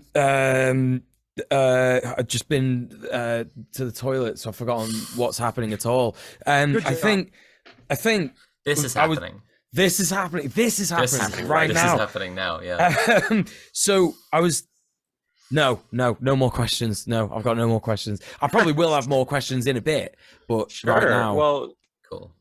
If I'm on Twitter, you can message me or message us. We're on Twitter. Yeah, like we like answering questions. Brilliant. Okay, I will cool. remember or you can go that. to the website too. Yeah, true. Yeah. Yeah, so I think someone in chat was asking like about maybe this is a point where you need to clarify more than answer the question as such. They had said, why not just give the commune to the indigenous people?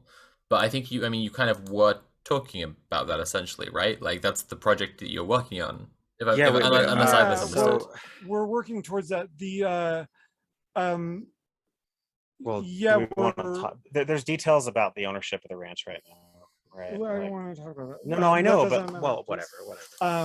But so the other ranch project, if that's what you're talking about, that won't be owned by us. That we're just helping provide livestock experience, and then we will co-sign if needed. We're hoping to raise enough to buy it outright.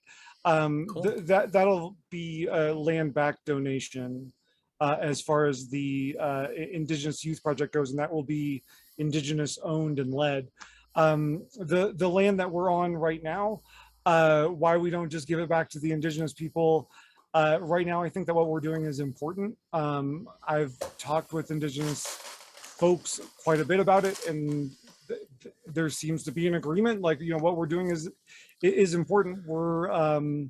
And so we're trying to do our best with the land and work under the system that we're under right now. There's a lot of spinning plates and like a lot to do, and we're trying our best. We might not be doing the best all the time, by the way. We're not perfect. Like, no, of course. You know, it seemed as if no one had ever done this before, so we're kind of learning as we go, and we're open to criticism. Like we're trying. Yeah. Hell yeah. Let's talk more about homesteading. Do you have inspirations that you drew from? Because I think that when I talk often to mutual aid organizations in the US, for example, they'll say the Black Panthers. I'm curious because homesteading is obviously, there's a lot of very romantic culture about it, but I'm curious if you have examples of like other leftist homesteading that inspired you. I mean, so for me, it was really my parents. Like I grew up on a farm, and I grew up kind of in nature, and learned a lot. Like my dad grew up in the backwoods of Oregon during the Depression, and so I think that that's the way that I was raised, was kind of like farming and homesteading on a small parcel of land. And so it's always been something that I've striven for. So I don't think that there was any other inspirations really outside of that. I get that. My inspiration was just every doll has this dream. Yeah. I will say I've talked extensively with my friends, my partners about the ranch, not your ranch, but a hypothetical ranch we will get. And I'll get my Molon Lave tattoo, and it'll be great. Yeah. No, I mean, yeah, I think I definitely agree with that. It's probably, I mean, I think it links into something I mentioned in passing before, which is people have an idea of the right to exit, right? Like the ability to, if we don't like the social contract, exist outside of the social contract. And it's kind of obvious why that is especially appealing to trans women. Like, whatever else is necessary to facilitate the space, like a place where you can be outside of society. Yeah. Having to do much of my transition on the ranch was like really healing and nice. Yeah. That's amazing. That sounds like a wonderful place to do it. Yeah. Yeah. Are you all, do you feel, this is kind of a weird question because I've just been reading We Are Nature Defending Itself by the Jay and Issa that we had on the other and their whole point is that there isn't this distinction. It's a very capitalist and very imaginary distinction between us and nature. And I've been reading that and a lot of other, as I've been saying, like books on like comradeship with non-human species and like an ecology that accommodates that. But like, how much do you feel you are kind of out in nature, out on the ranch? I mean, constantly. Like, we're off grid and there's so much wind and snow. Our days are dictated by weather. Our day-to-day is dictated by the needs of our animals.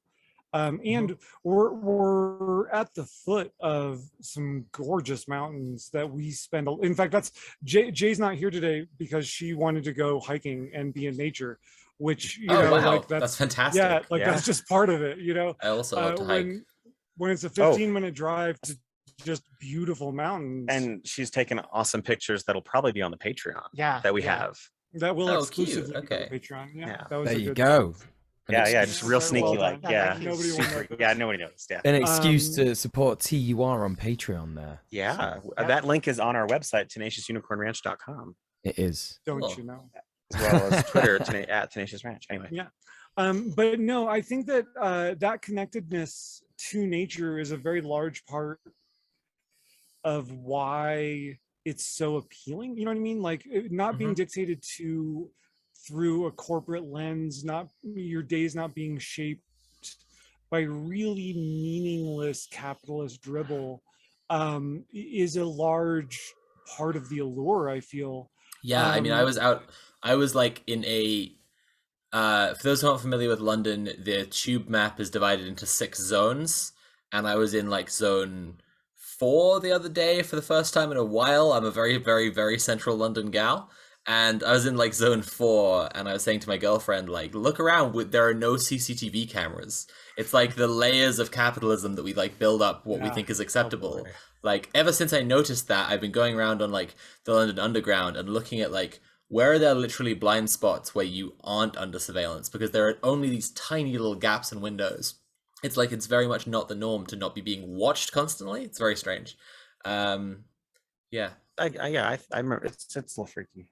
Yeah, I visited every American May, I know who's visited the UK, who's visited London, has been like shocked by how many CCTV cameras there are. To be fair, to be clear, like I don't know if It's you will. I knew it was coming, but it was still weird. Yeah, what was I gonna say? Oh no, it's gone. Mule, help me. Yeah, so sorry, I was just looking at the questions. One thing that someone mentioned in that documentary yesterday, and this was a community that was sort of like tent based at that time, so I don't know how many tents you've got, probably not a lot with there being snow everywhere, but yeah, I think one of the most interesting insights that person had for living out the, you know, anarchist communist dream was that they began to be grateful for the weather. And I don't know if that's something that you have found in terms of learning to sort of understand weather in a different way, because you come out of the capitalist hellscape and you're in, you know, you're on the commune, you're doing the thing, and you're going, oh my God, all this snow, it sucks. And has your, I guess what I'm asking in general is, has your attitude to things that annoy you about being out on the commune changed since your time out there? Well, we love rain. You do answer that. I just want to say that B-Rat in chat said, Jesus, London sounds creepy AF. It is. Please go on. Yeah, like we like rain. With snow, like as long as you're able to stay warm enough, it can be really pretty. But that's the real question: staying warm enough. Yeah.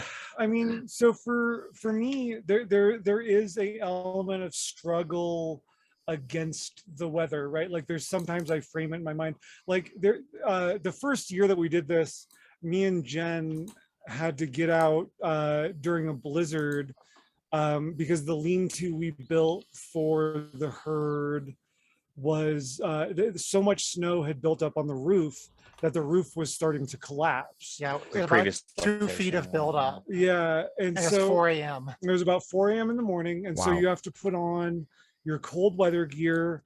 At that point, it was the other ranch, so you have to walk about 2 miles to get to the ranch proper. Then you get out the snow shovels, you climb onto the roof of the barn, and you snow shovel the roof of the barn in the middle of a whipping wind blizzard.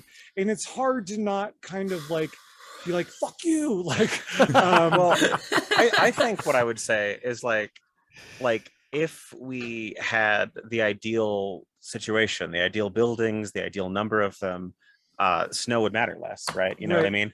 Like, but in those moments, but even in those moments where you're like, fuck you, it's, you also pause and you're like, this is incredible. Like, this is incredible. Like there's 3 feet of snow falling from the sky. Like my animals are warm and safe. I'm inconvenienced, but this is like, if you look around you at the, and like really experience like the awesomeness of nature. I had a moment of that. I think it was maybe January of this year. I just put on every layer I could find. I was sick of it. I was like, I don't care. I just need to be warm. And I think it might have been watering the animals. I can't remember. But I was walking out in the field and it was just so quiet for miles and miles and miles and just white. And like, I was like, oh, this is actually kind of pretty. Yeah. There was a moment. Yeah, it was very dreamlike. So it was wonderful. And there's those battling moments. And then there's also the moments that a lot of people have lost the connection to, in which you watch animals and you realize that they're not only intelligent, like they've got personalities and they do dumb shit sometimes, and you have to go help them. And then like, but they're also really clever. Some of them are. Yeah, some The of them. sheep aren't. Sheep are always dumb. Alpaca are pretty much perpetually smart. Goats are really smart. I like Goats that about are them. incredible little people. But then also like watching hawks in flight and watching gophers play with one another, even down to like the predators, like figuring out that like coyotes have been getting through areas that you're like, this is coyote proof. I've done my human duty. And still they break in. Really that connection and realization that you are so unfucking important and nature is so much more spectacular than we even give it credit for. There is a really deep calm that comes with having the time to observe and be a part of nature. And it is absolutely amazing and makes you feel, it is the most humbling thing to know that like everything around you is just as or smarter than you are, just in different ways. You know what I mean? Like it is immensely humbling. And so I think that Mule's nodding along to this like a weeble, just completely. I mean, I am too, to be fair. I completely like I wish I could share we this talked with about it on the show everyone. before, but Mule and I go foraging together, and we're doing that soon. And oh oh my god, it's just amazing. We just put up, just incredible. So we foraged entire meals out of the mountains, but we also just put a line of forager gear onto the website because it is so fucking fun to go out in nature and find your own meal that I just want people to get more into it. Okay, brilliant. We're back. Okay, phenomenal. Okay, so yeah, you were talking about foraging. You were putting up foraging kits. Well, not kits. We just have a line of forager adjacent stuff with a design that says forager on it. And then there's some really cool backpacks and stuff for you to stick your delectables in. You're gonna really enjoy my next video. I'm super excited then. Jay is our #1 forager, and I wish he was here to talk about it. But being able to go out into literally just the world and find legitimate sustenance and bring it back and prepare a meal for your family is so satisfying on just a base level.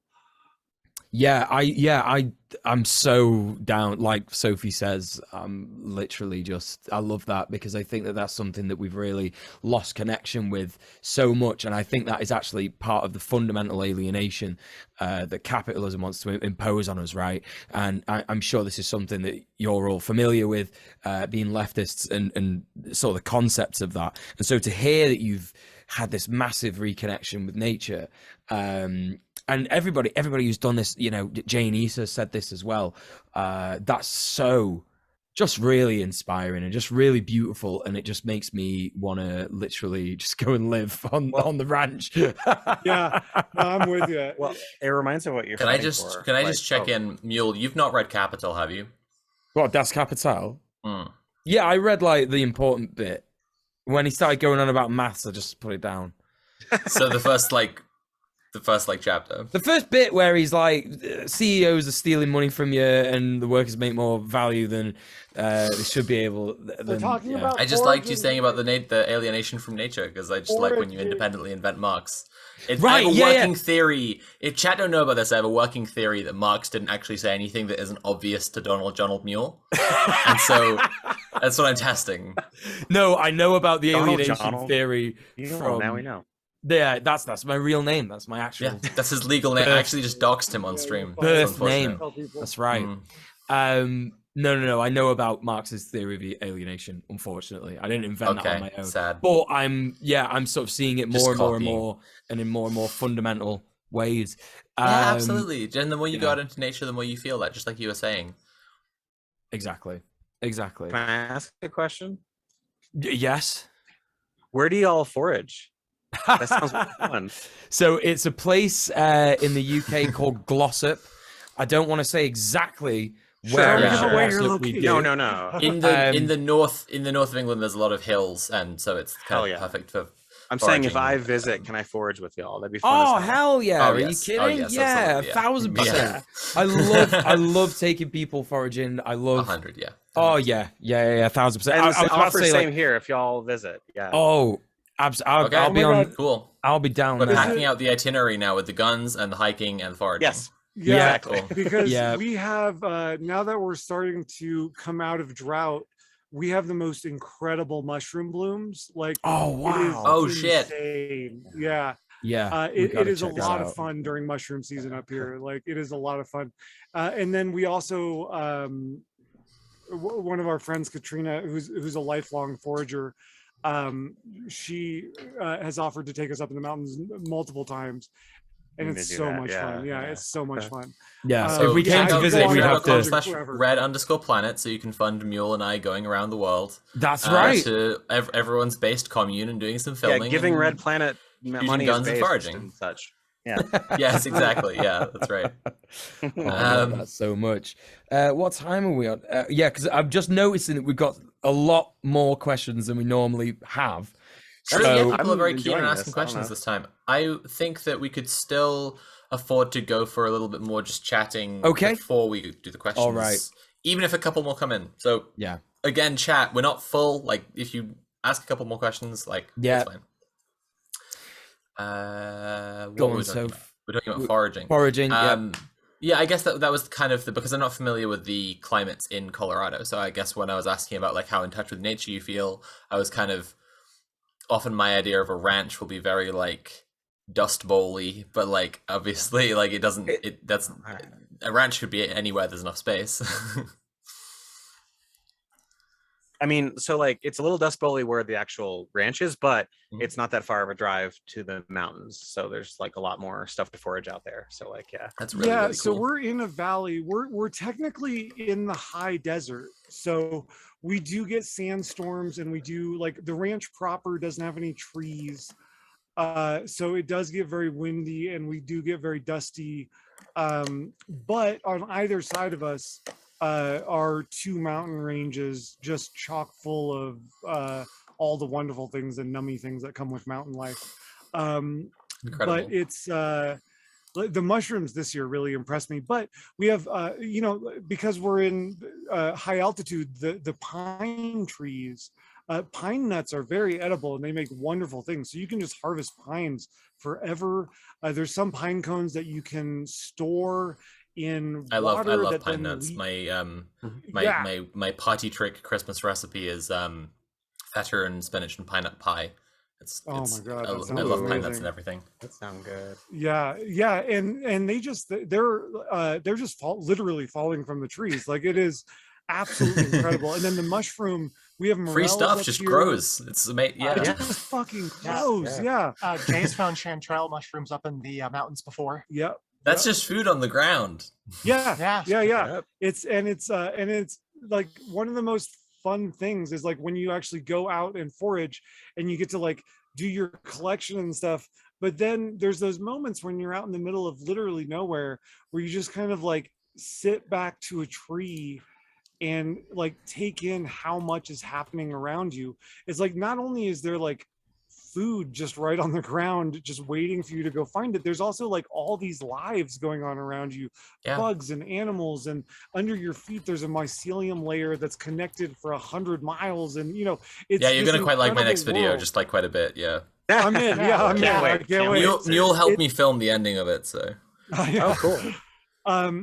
It really is incredible once you realize how small and non-necessary you are to it all. Like, it's amazing, not only going out and finding food, but being a part of the system in which you're going out to find food. Unlike capitalism, which burns you and makes you feel like shit at the end of it, inside of like just going out and finding dinner, you feel better at the end of it. That's fucking awesome. Okay, I think that it's coming up to half past. We have quite a few questions. Chat, please feel free to keep on asking questions through this. We'll log them as well. We'll just put them on the bottom of the pile. But I'm guessing from the rate at which people are asking questions, we should start now. So I will start by reading you Caitlin's question. And they asked, can you ask the Tenacious Unicorn Ranch what they recommend queer folks already in bad situations do to improve their situation? I don't know if maybe this is kind of in reference to what you were saying about like moving around states. I don't know if they're asking just in generally or in rural areas. I don't know. Yeah, what queer folks in bad situations can do to improve their situation. You can start. Yeah. Well, do you want to? Well, I was going to say, reach out and meet each other and form your communities. Yeah, that was what I was going to say.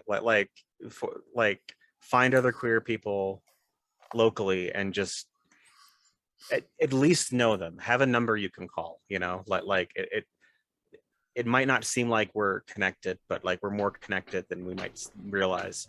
And like, it's a hard question because there's a lot of situations where like that's not super easy, but find your local community, like just know people, like, you know.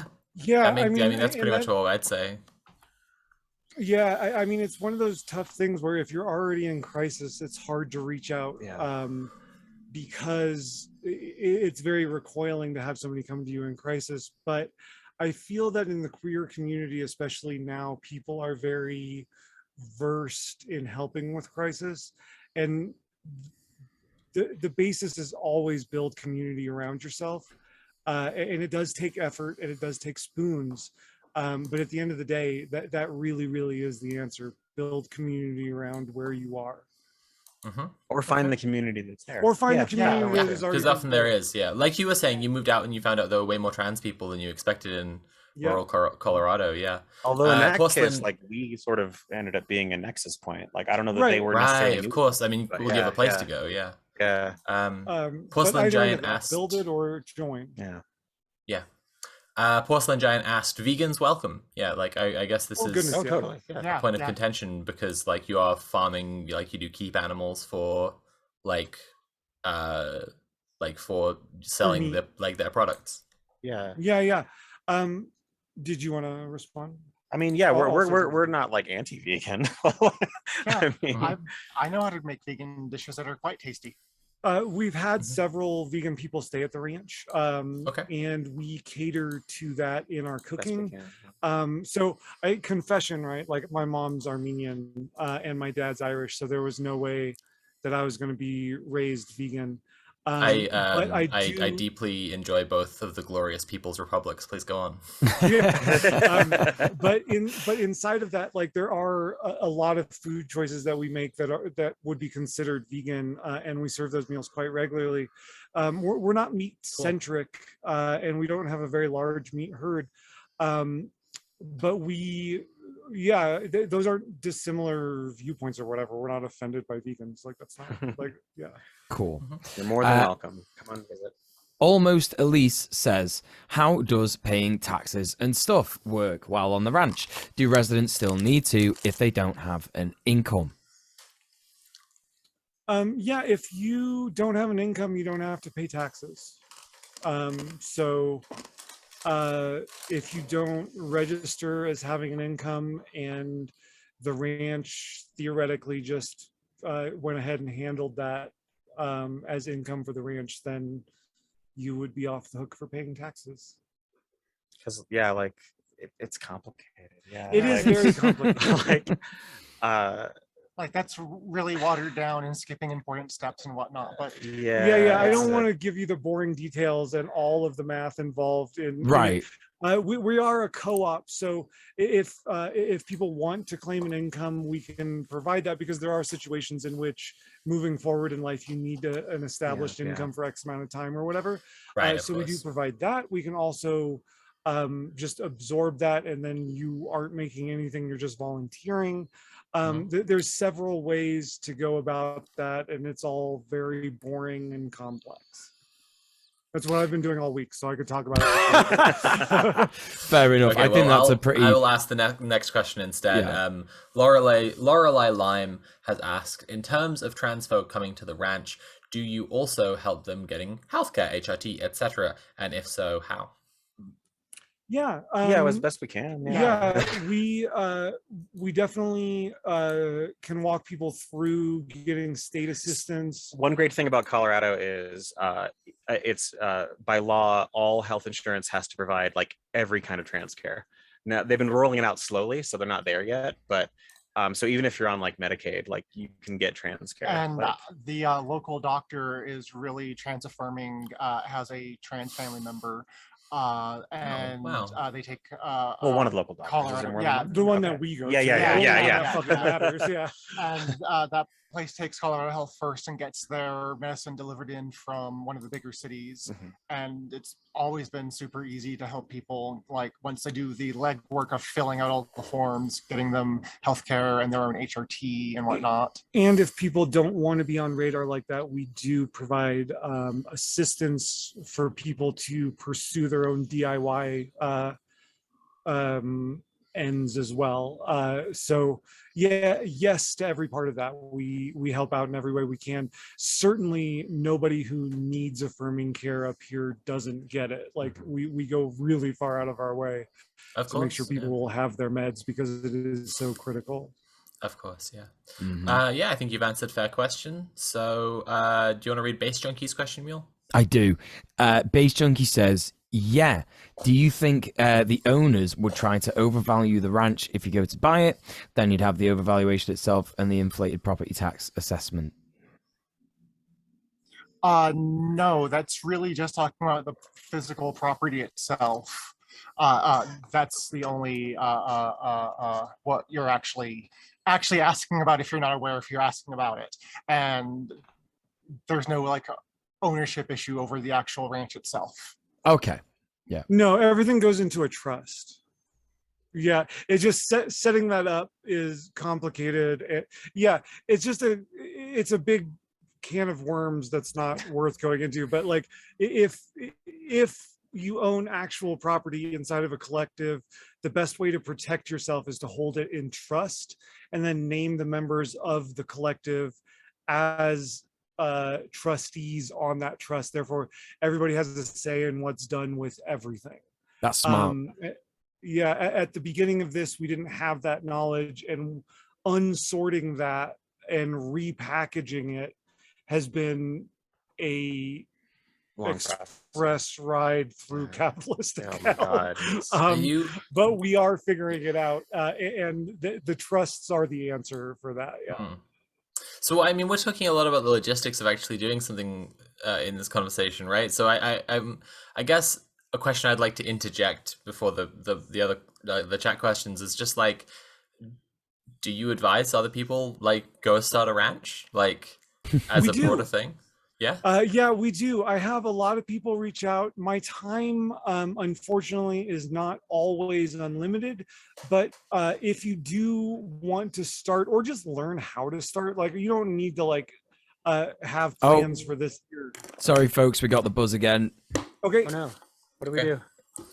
We just hang tight. Just hang tight. Yeah. Kira knows what to do now, I think. And we should be coming back in soon, I think. Oh, we're back. Okay, brilliant. Thank you very much. So, yeah, sorry, you were saying. What were we saying? Oh, no. About reaching out, people reaching out to you to. Oh, yeah. And so I don't always have unlimited time, but I do schedule calls with folks to go over some basics and talk about options. That's always available. Get a hold of me in one of the various ways you can: Facebook, Twitter, Instagram, the website, Patreon. You can reach out and I'll give you my phone number, and then we just have like an hour or two long chat about what it looks like to start something. Mistress is kind of a hero. She we all try to like make this work, but none of us have spoons all the time. You know what I mean? Like, so like it's collective, but a lot of it goes through you, because when it comes to like questions and stuff, like you have a knowledge I just base, have the experience. So I try to make myself available as possible. That's really what it is. And people need that information. It's not I don't know, it's not heroics, it's just time, right? I don't always have the energy, but I do try to make myself as available as possible. So I think please reach out. it's heroics.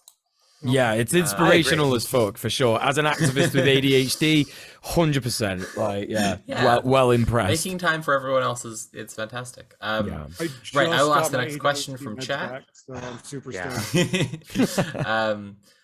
So I think we're up to almost Elise, who asked a question before, so that's another one.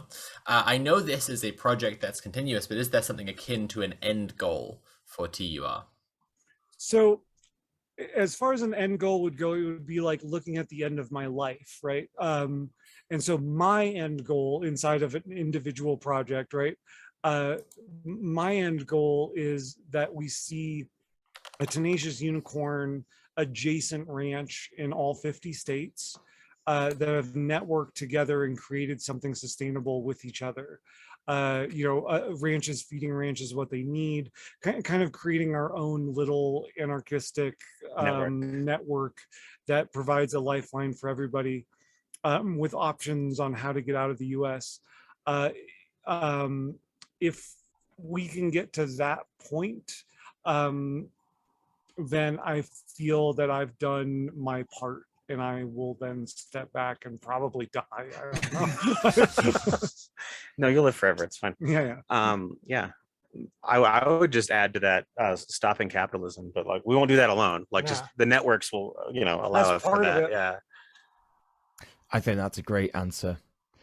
So the next question is from It Is Me Crystal for the end.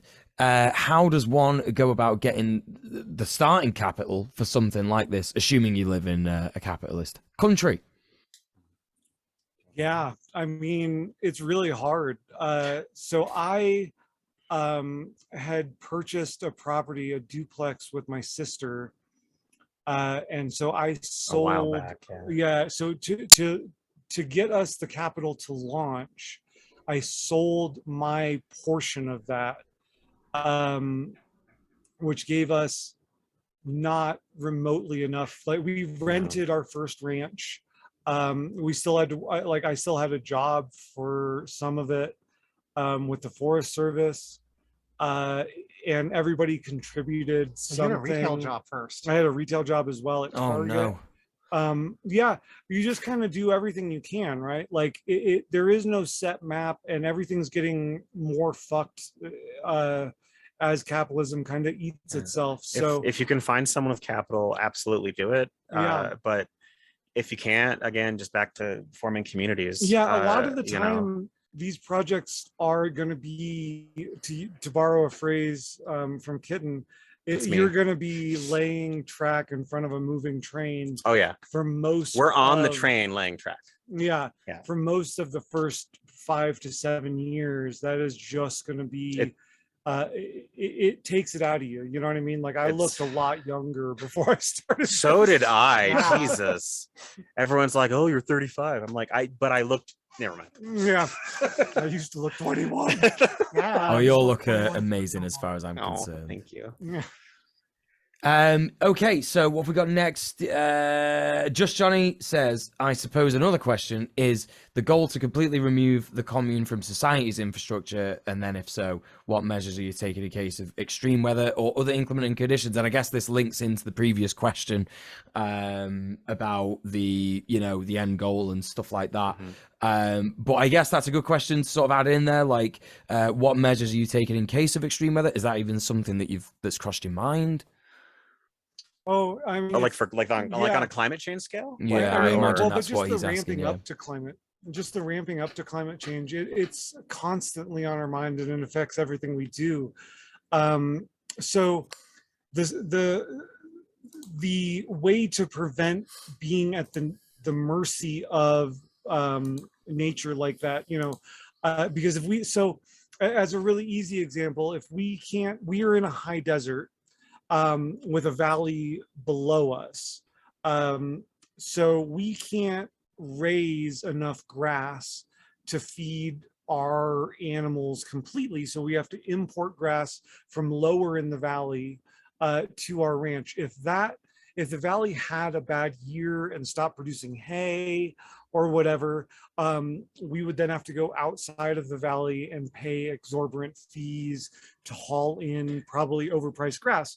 But if we had another Tenacious Unicorn in Kansas dedicated to growing hay and feed mill for all of the animals around the network of Tenacious Unicorn, and then we had one in Iowa and Nebraska, and to where if one region had a inclement weather event that changed the landscape of that area, it wouldn't then kill my animals. I could then just reach out to the other ranch, and we would redirect things to this ranch. The answer is community. How we survive global warming is community, and that's why it's such a focus. I had a doggo saying hello. Oh, cute. But I think you can almost. Oh yeah. She's not gonna go. She has bad hips, but she's a gorgeous little lady. Her name's Gadget. Yeah, she's a rescue puppy. They found her in the woods with her daughter, but she's doing good now. Her daughter's a monster, but We in love the her, though. best way. Her daughter's name is Gizmo. Yeah. So cute. That's too cute. That's adorable. We've got another question here from Prince Infidel. Is it viable for you to expand to help more people, and what can we do to help with that? I think that this has already been actually answered. If you support use on the Patreon, and Yeah, we also have a support you with the GoFundMe for the mutual aid. ranch for the expansion specifically. we also have a separate GoFundMe for the mutual aid with the Pine Ridge Reservation as well. That one's not up right now. Oh, it's not right. Okay. No, well. but we have so specifically talking about expansion, because this gets me going. I am so excited.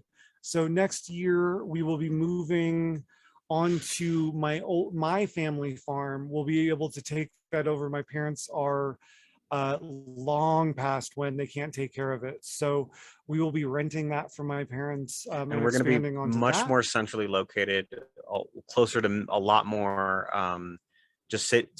populated cities in Colorado, and So- we want to share our spaces with people who are closer, right? Yeah, so we'll be able to do support groups and things like that. We're also expanding onto another property here in the valley, which will allow us to separate our boys and girls herd from the alpaca, and things like that. So short answer is we are planning an expansion next year. If you want to help us, we specifically have a GoFundMe up for that. There's a link on the website, TenaciousUnicornRanch.com. and if you want to donate to that, that would be very helpful, because it also will add just around 8 bedrooms and living areas for us to kind of get more people up and actually start including families in our transitional homing program. So Yeah, and aside from those, going onto our Patreon actually helps us a lot as well. Yeah, the Patreon, that guaranteed money from the Patreon, and just knowing people that care and love us, by helps. signing up for the Patreon helps a lot. Yeah. Brilliant. And the final question that we've got from the chat is from Someone Eurikaz. should still ask more questions because there's 50 minutes left. Oh, Sophie's holy really shit. quiet. Oh, we've actually Yeah, no, we raced fired through them, so these. I just want to remind chat Oh. again, if you have any questions, the gals are here now, so now is the time to ask them. Oh, there you go. I was worrying, and the gals have been very... Sophie, I don't know if it's just us, accommodating. but you're really quiet. Yeah, you went super quiet just now. So this is potentially the final question, but it might not be. But Eurikaz says, question: how do you tackle helping those when your capacity becomes strained? And I know that it sounds like you default to just relying on. Sorry, I've totally forgotten everyone's names. There's Kat, there's Penny, and sorry, Jennifer. Well, Jennifer. it doesn't help that we call each other different pet names. I was going to say when you refer to mistress, I was going to say Yeah. mistress Well, I mean, was you know. saying. Right, yeah, of course. I get that. But yeah, so yeah, anyway, your mistress was saying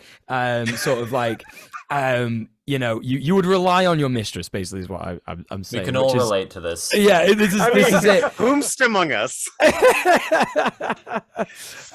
So I don't even remember.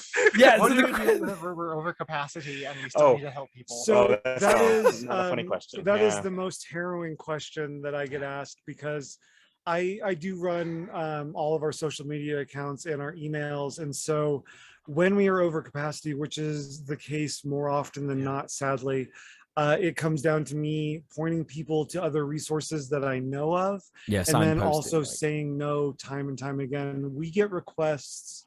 Actually, now we're at an average of about 4 requests for immediate emergency housing from people who are in desperately awful situations every single day.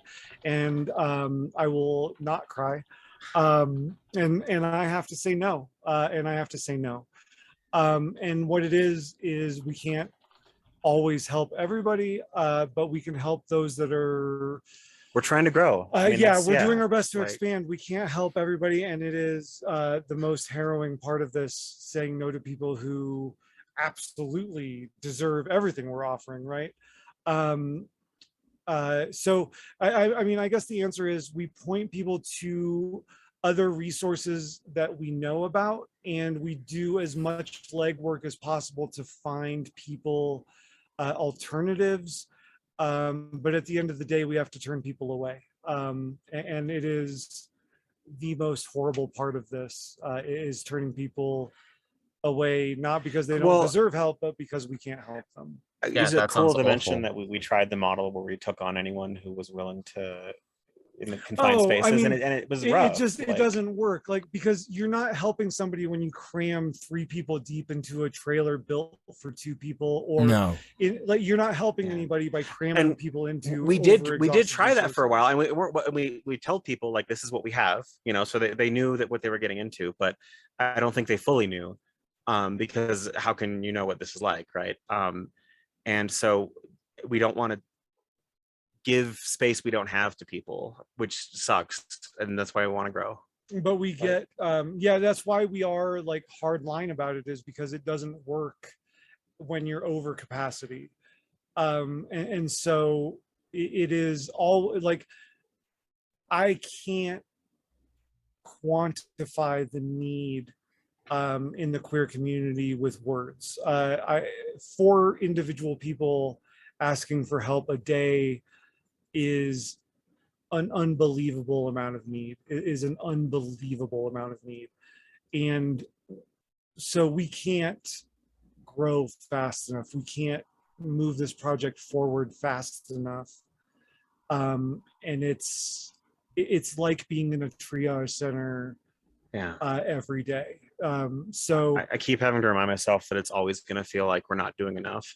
Yeah, which sucks, right. But you have to prepare for that, because yeah, I can absolutely relate to that in terms of like what I do with the tenants union, because we have so many support requests right now because there are people facing Section 21 evictions, literally almost 5,000 people, you know, in our, you know, sort of Greater Manchester area alone, and sort of having to, like, you know, really prioritize people. It's horrible having to do that, to prioritize people, because it's like, okay, well, I'd love to help this person get their deposit back. I know that they would need that. I know that they need that to survive in some respects, but this person is literally about to be made homeless.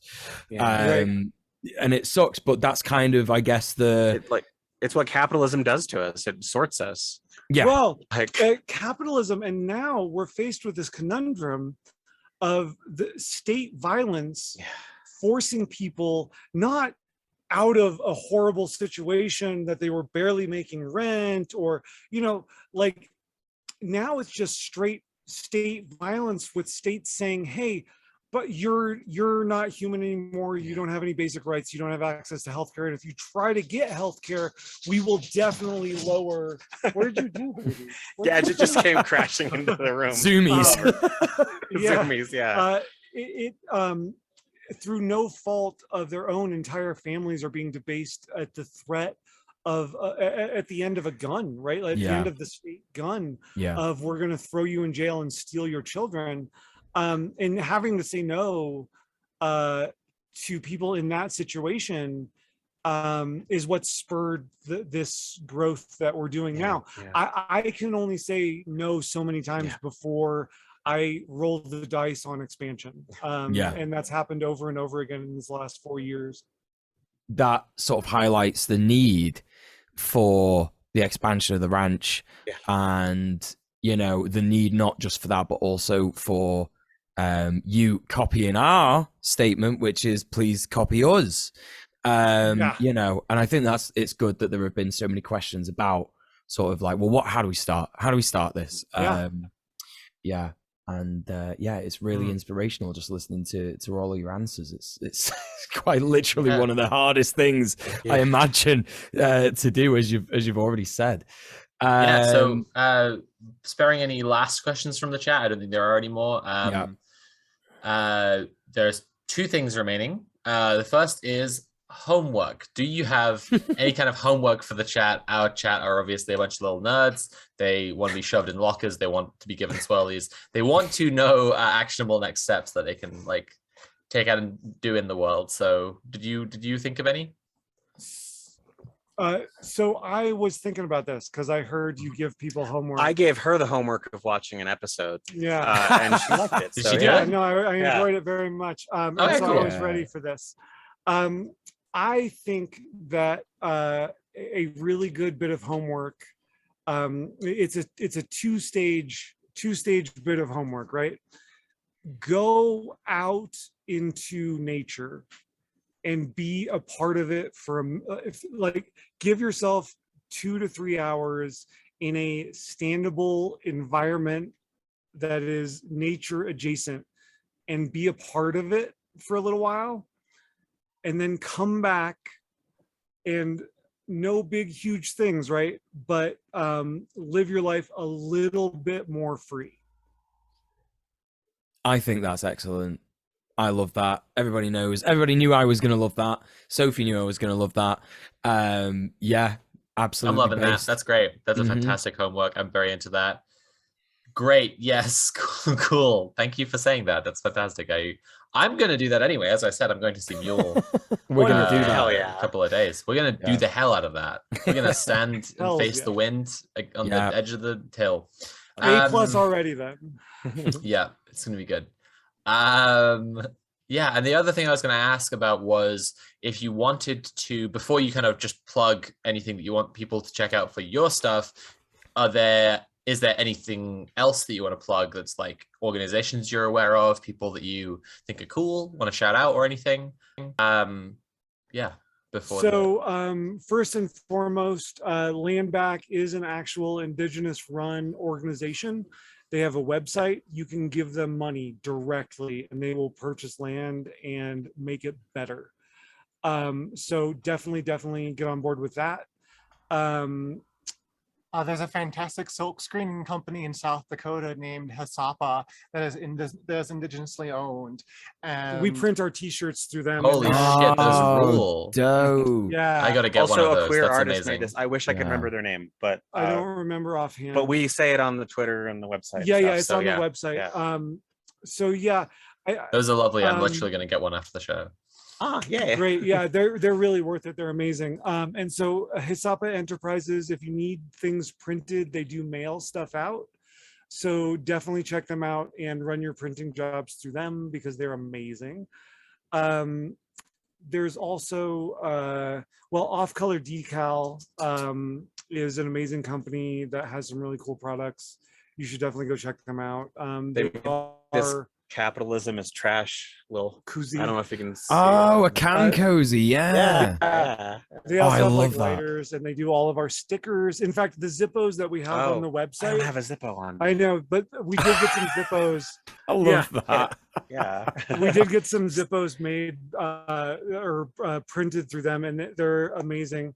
So definitely just check them out. Like they're queer run, and they're anti-capitalist organized and stuff, and they do a lot for their surrounding community.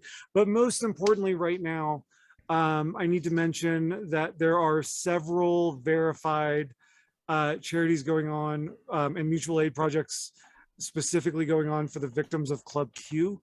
Of course, yeah, of course. The people that work at Club Q are now, because of the closure, having problems making ends meet. Please give them money. Nobody was prepared for this kind of a tragedy. Nobody deserves to suffer because of something like this.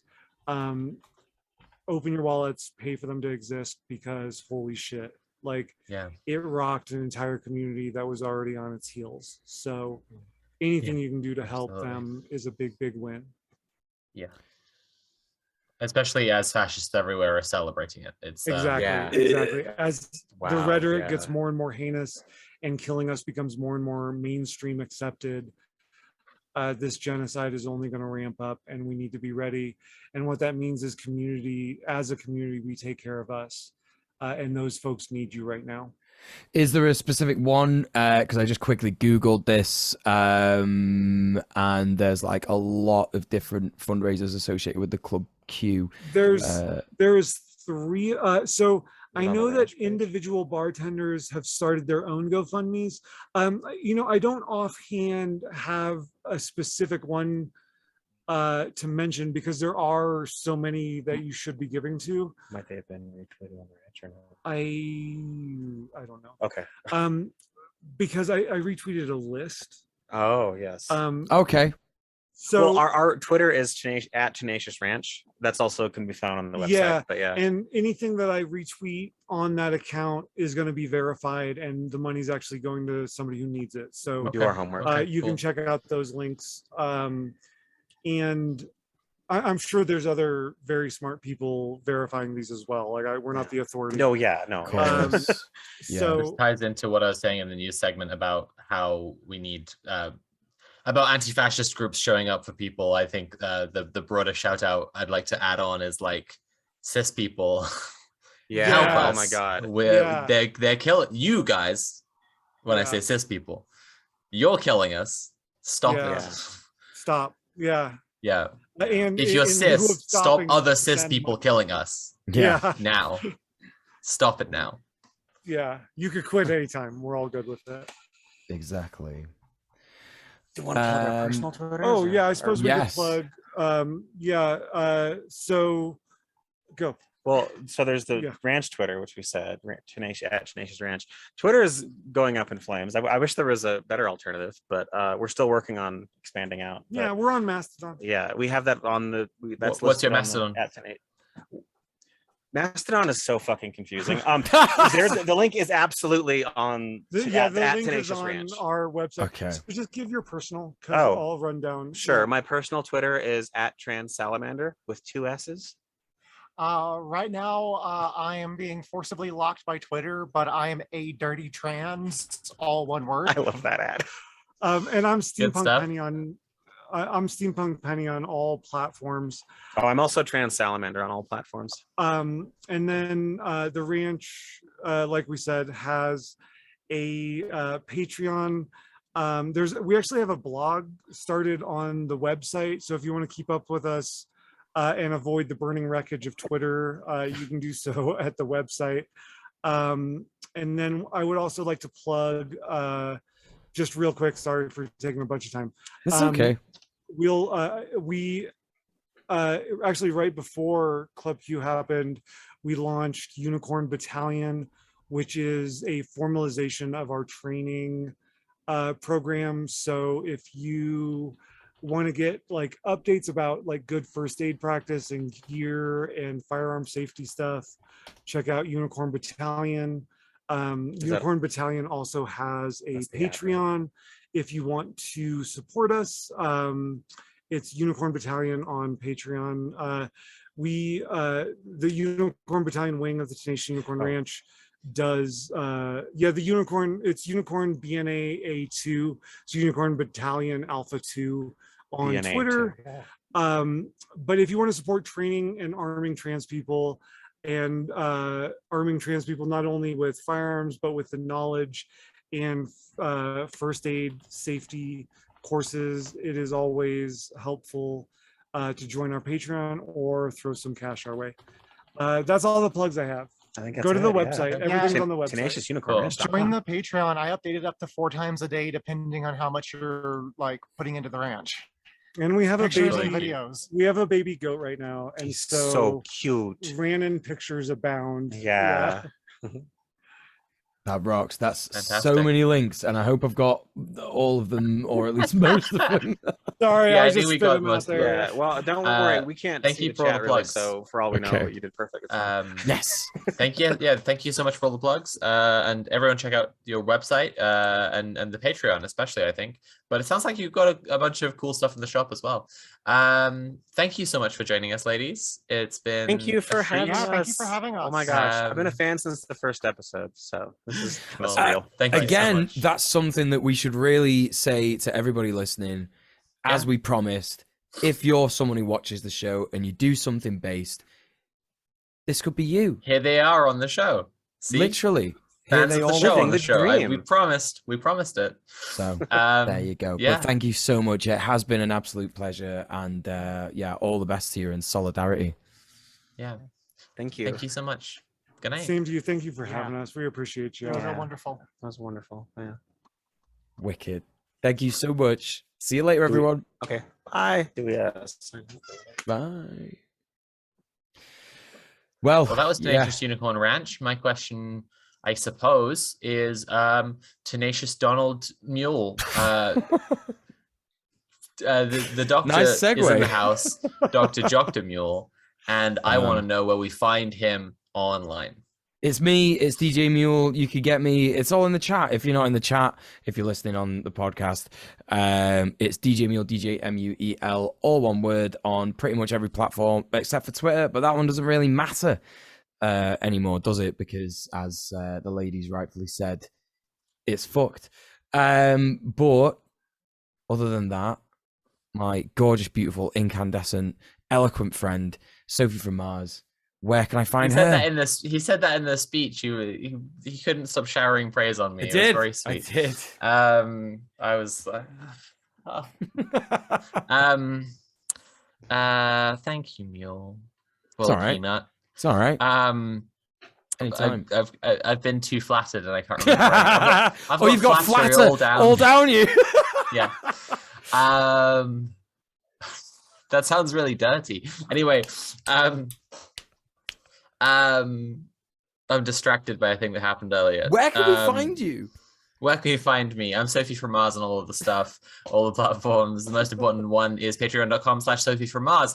If you have already seen my YouTube, which I make those videos for free. You consume them for free.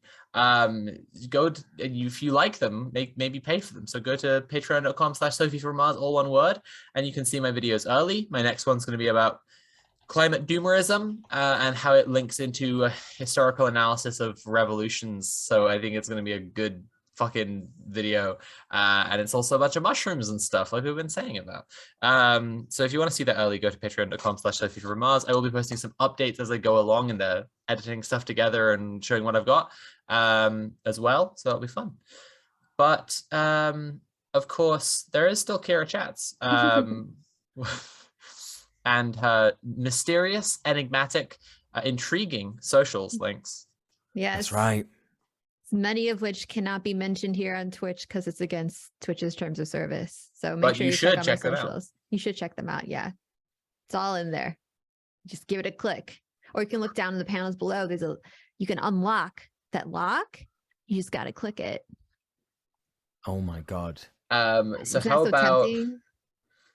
But how about all of us together? We are supported. The show is, well, we are supported individually. That's why we're plugging our stuff. But the show, that is to say, Conrad, is supported by our Red Planet Patreon, patreon.com/red_planet. You've heard about it so much in this episode. I'm doing such a good job of plugging the Patreon today. You are. Well done. I'll run through as many as I can remember and you take over from me. Sicko mode. That's like $2. No, that's the highest one. No. Imp mode. Yes. You get like kinda. $2 a month. You get to be in the Patreon, but you don't get a part of the exclusive hangouts. Was there more stuff? You're doing Imp so well. mode? Yeah. Listen, I've got it all here. Don't worry about Okay. it. It's sprite mode. That's the actual one. Imp mode also works, actually, funnily enough. I was about to say that I knew the names, and that was the only thing I knew, but it turns out I don't know the names. It's a similar thing. Actually, I know why imp mode is in my brain, and it's because one time I heard someone refer to Pete Buttigieg going imp mode, and it's like lodged just like deep, like in this lobe right here. So, £2. It's sprite mode, not the refreshing lemonade lime drink, but actually a type of goblin that's small. What do you get from donating £2 to us? Not a lot. Actually, it says that on the Patreon. The sacred and forbidden knowledge that you're helping Red Planet team. Maybe Discord access, not yet decided yet. Lamau. I think we are doing. I think we are doing Discord access. We are doing that, but like I say, there are exclusive hangouts that you need to be Goblin mode or higher to access. That's and right. Those will be really cool. I'll hang out and talk about Lacan and why he was a bastard, and then Mule watch a really cool documentary with you about some direct action, and it'll be way more useful to the real world. I mean, I might get on and talk about how ghosts are real, and that'll cancel that out. If you want to know why ghosts are real, subscribe to the Patreon. Literally, the forbidden knowledge. What are ghosts? Where do they come from? Who are they? How can we understand them? That's Goblin mode benefit. We're also going to make some stickers. If you like stickers, that's cool. If you like badges, well, keep listening, because in Beast mode, $20 a month, all of that stuff and badges. Cool little badges you can wear. That's pretty neat. It's like you're in a gang. It's like we have a gang and you're in the gang. Would you like to be in the gang? You can join the gang if you just go Beast mode. Yes.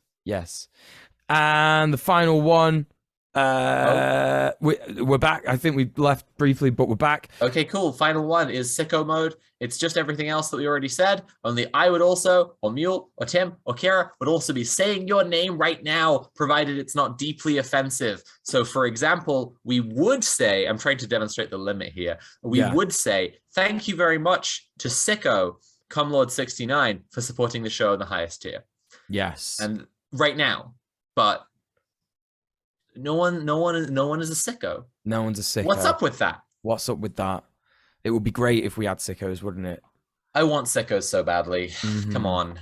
Come on, sickos. Come on, Step sickos. forward. What's going on? Support the show. There.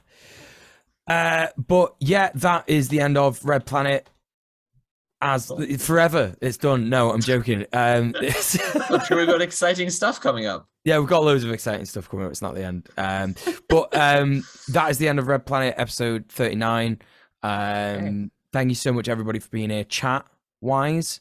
Thank you, Conrad, for producing. Thank you, Kira, for engineering. Thank you, me, for just being really good. And Sophie as well for being pretty good. And I miss Tim. I wish he was back. I miss Tim. Yeah. That's... What more can you say, really? Yes. And we're going to be raiding Nicotine.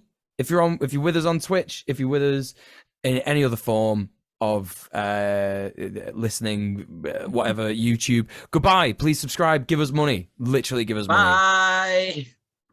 Bye. Okay, bye.